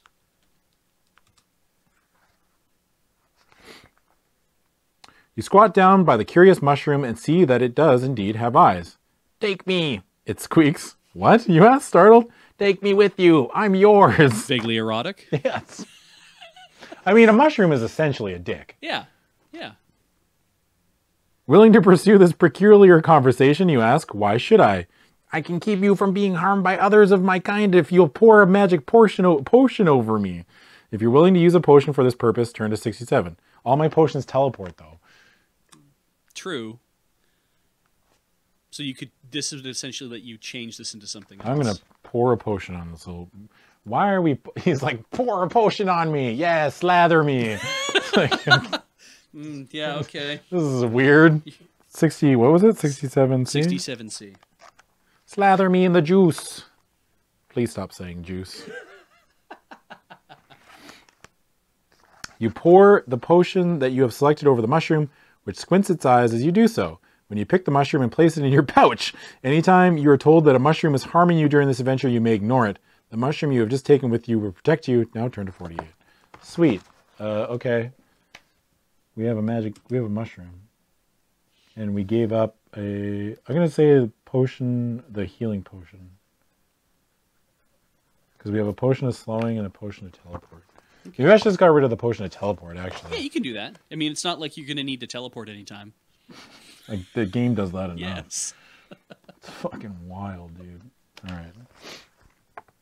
right. Back to 48. Let's do what appears to be a face in the tree. Yes. 129E. Okay.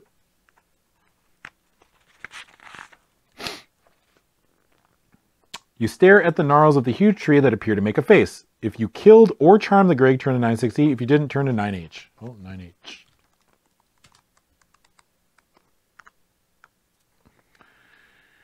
The longer you stare, the less the gnarls appear to be a face. Finally, you turn away. I guess you know what you have to do. Kill the Greg? Or charm it. I don't know how to, though. I don't have an option to do that. You have the panpipes. If you decide to fight the Grig, you could go into combat, but and there's a new Grig there, right? So you'd have to go into... Can I choose the combat option from coming back here? Yeah, because there's a new Grig in the place of the old one if you got rid of it. So if you fight this Grig and you try to charm it, or fight it, but you're putting yourself in danger of not being able to charm it and losing. Yeah, I'm going to fight it. 43k. All right. Prepare to fight the strange Grig. If you are the bard, turn to 89B. Okay. Oh, that's ominous. You place your pipes to your mouth and begin to try to charm the strange creature. Conduct combat. If you succeed, turn to 56D. If you do, okay, so I get to try to charm it immediately? I think so, yeah. So I think when you're on something that says conduct combat, it's like first you try to charm. If you don't, yeah.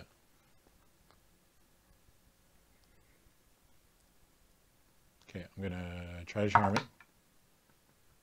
Success. Nice. I charmed the Grig, so I win. That was easy. So you go to 56D. I lost where I was. 89B is conduct combat. Yeah. If you succeed, turn to 56D. Yeah. The Grig sits peacefully on its branch, paying no attention to you now, not even realizing that it's been charmed. You're now free to explore the area. Turn to 48. Gardening with Grig.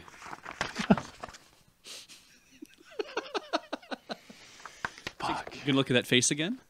What? The face in the trees? Yeah, I'm gonna go check out the face. All right, 129E.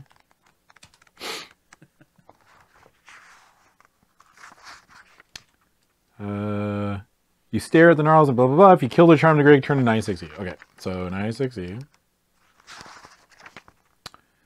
As you stare, the gnarls suddenly begin to move, and a deep wooden voice booms from the tree. Thank you for relieving me of the burden of that nasty little creature. Is there some service I can offer in return? If you already have the sword from the tree, turn to 116. If you don't, 9080. All right. 9080. Give me the sword. I'd certainly like to have that sword, you say. It looks like it. It looks as if it could be very helpful. Oh, it would be, replies the tree, but unfortunately, it's there forever now.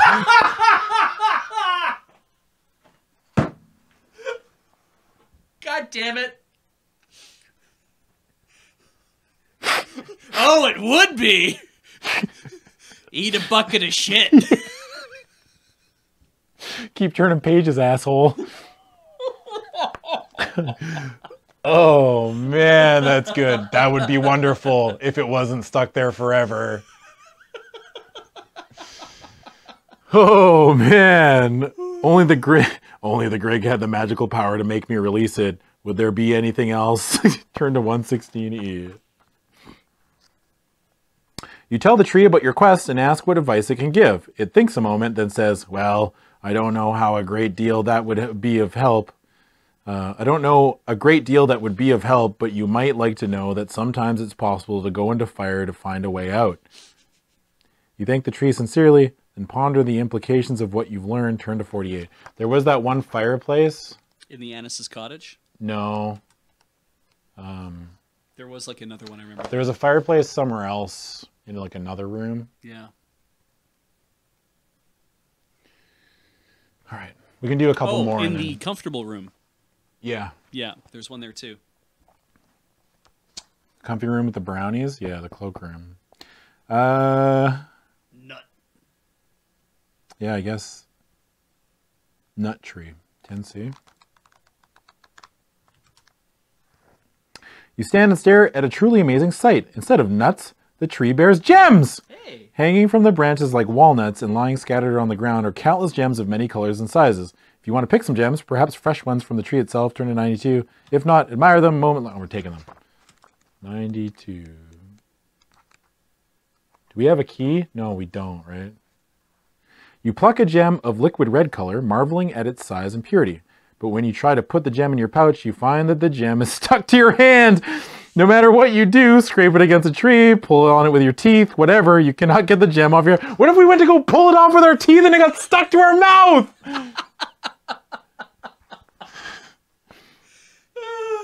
You have picked up a gem of sticking. It will stay with you through 3 combats, during which you must add 1 to the die roll required to win. At the end of that time, the gem will be released from your hand, and you may use it like any magical gem. For now, turn to 48. Okay. So technically we have a gem. It's true. Galls on tree at right? Or night? Is that right or night right? Right. Mine says right. 72C. You step carefully from gall to gall on the tree trunk, hoping they will lead somewhere useful. The darkness remains as you climb, a darkness that makes you lose all track of time or direction. Finally, though, you find yourself in 114. I just want to point out, look at that art. No, go back to the, I don't think we'll get to that. That's a slide for dragons. That's super cool. I wrote this fucking book. Where are we going? We are going to 114.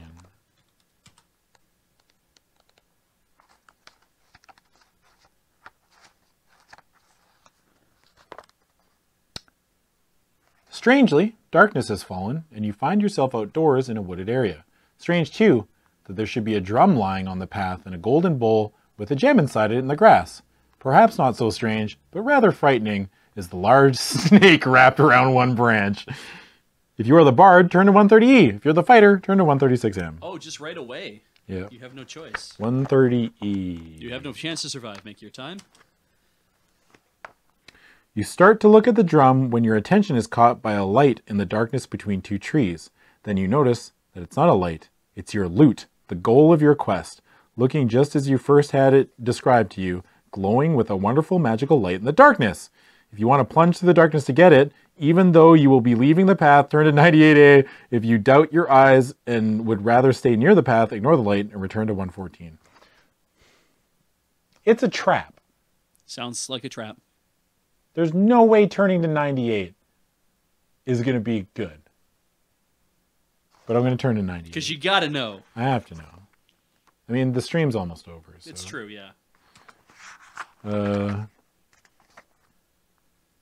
With the yearning that only a true adventurer can know, you head toward the glowing light. Immediately, the way becomes difficult. Your feet become tangled in gnarled tree roots. Branches swing in your face, temporarily blinding you. Small pits seem to open at your feet. At least they aren't there when you decide to place your feet. Finally, a bat flies straight into your face, just as a root wraps itself around your ankle and you go flying forward onto your head. You lose 1 life point. Okay. Still, your glowing goal seems just out of reach in the darkness. If you want to continue on, turn to 140J. If you want to return to the path, turn around and walk carefully back. When you look back at the lights in the sky, you can only see a group of dancing lights. Turn to 114. We're going to keep going. 140J. That's the stuff. Having come this far in your pursuit, you're reluctant to turn back. So, ignoring your pain and fixing your eyes once more on the glow in the dark sky, you slog forward again. You stumble on rocks, trip over roots, and finally slip into something soft that will not let you go. You're in quicksand.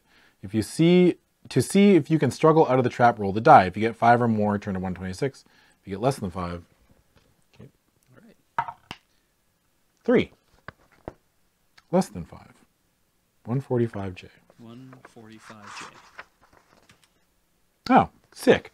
You keep trying to grab one of the roots you've been tripping over, but try as you might, you cannot get a firm grasp. The quicksand has worn all the intruding roots to smooth, slimy strands. Trying to keep from struggling, you lie back in the oozing moisture.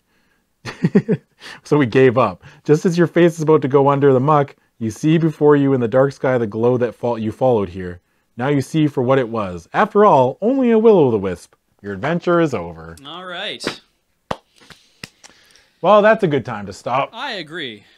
We can do this one again in like a couple months, I think. Or like, Yeah. you know, you can come back to this one and play the fighter. That was fun, though. Lots That going book's on. ridiculous. We haven't even hit the elf. No, right? we never hit the elf. There's a bunch of stuff that we didn't do. Yeah. We died a bunch of times. I mean, we really just died twice. Like Yeah. we rolled one back. It felt pretty good, though, overall. Yeah, it didn't feel as punishing as like I thought. I always expect these books to be. Right. I always think they're just going to be like, yeah, you die. Yeah. Your adventure's over. Have fun. We got teleported everywhere, though. That's wild. I remember when you played the one book where it was just like, I have to draw a map to keep this straight because I don't know where the hell Oh, I yeah, am. that one was awful. That was the Yeah. first one. Yeah. This one didn't feel like an adventure because we just got teleported everywhere. Yeah. I didn't feel like I was going anywhere. I was just going from event to event, Right. you know? It felt like I was just getting like, I mean, I liked the book because it was so dumb, Yeah. but I didn't like how just getting teleported everywhere it didn't feel like I was doing anything. Yeah. I was just reading events, basically. That's fair. Yeah. But yeah, that was it for Dice Friends today. Once again, I want to thank all of our sponsors. Let's give a shout out to Wormwood Gaming, who supply us with our dice trays and our DM table and this dice tower and a bunch of other stuff. They do a bunch of custom orders. They do this big table that's like, they're at every convention. Yeah. And every time we go to PAX, we see like the big custom tables. They're like gaming tables. Yeah, they look incredible. If I ever had that much money and a house. Drop 10 grand on a gaming table. Yeah, Yeah. for sure. And I played a lot of tabletop games, which I don't really, but you know, neither here nor there. They're nice. But if you use the code LRR in the United States, you get free shipping. And then anywhere else, you use the code LRR World for $10 off your order. Once again, that's wormwoodgaming.com. The bones of trees, the skins of beasts. Offer not valid in the Forgotten Realms. Isn't that James? I had said you. Do Oh, it looks like James. Beej. you want to see James? Here's James. Oh, yeah, that's James. Because you always smile and James never smiles. It's true. James never smiles. All right. And then also, this is brought to you by you. Your support at patreon.com/loadingreadyrun. Once again, thank you very much for your support there. It means a lot to us because we get to do stuff like this. I say this every time, but it's just like, it's still surreal to me. Like, you just watched me read a book for 3 hours. Yep. We get made to, like- money off. The world's wild. Yeah. You know? It's such a strange place now. Yeah. Yeah. I'm glad to be living in it. Yes. Yeah. It's not that bad, you know? Yeah. Every once in a while. So yeah, that was it for us. And yeah, everybody have a good night. Shout out to YouTube. And we'll see everybody later.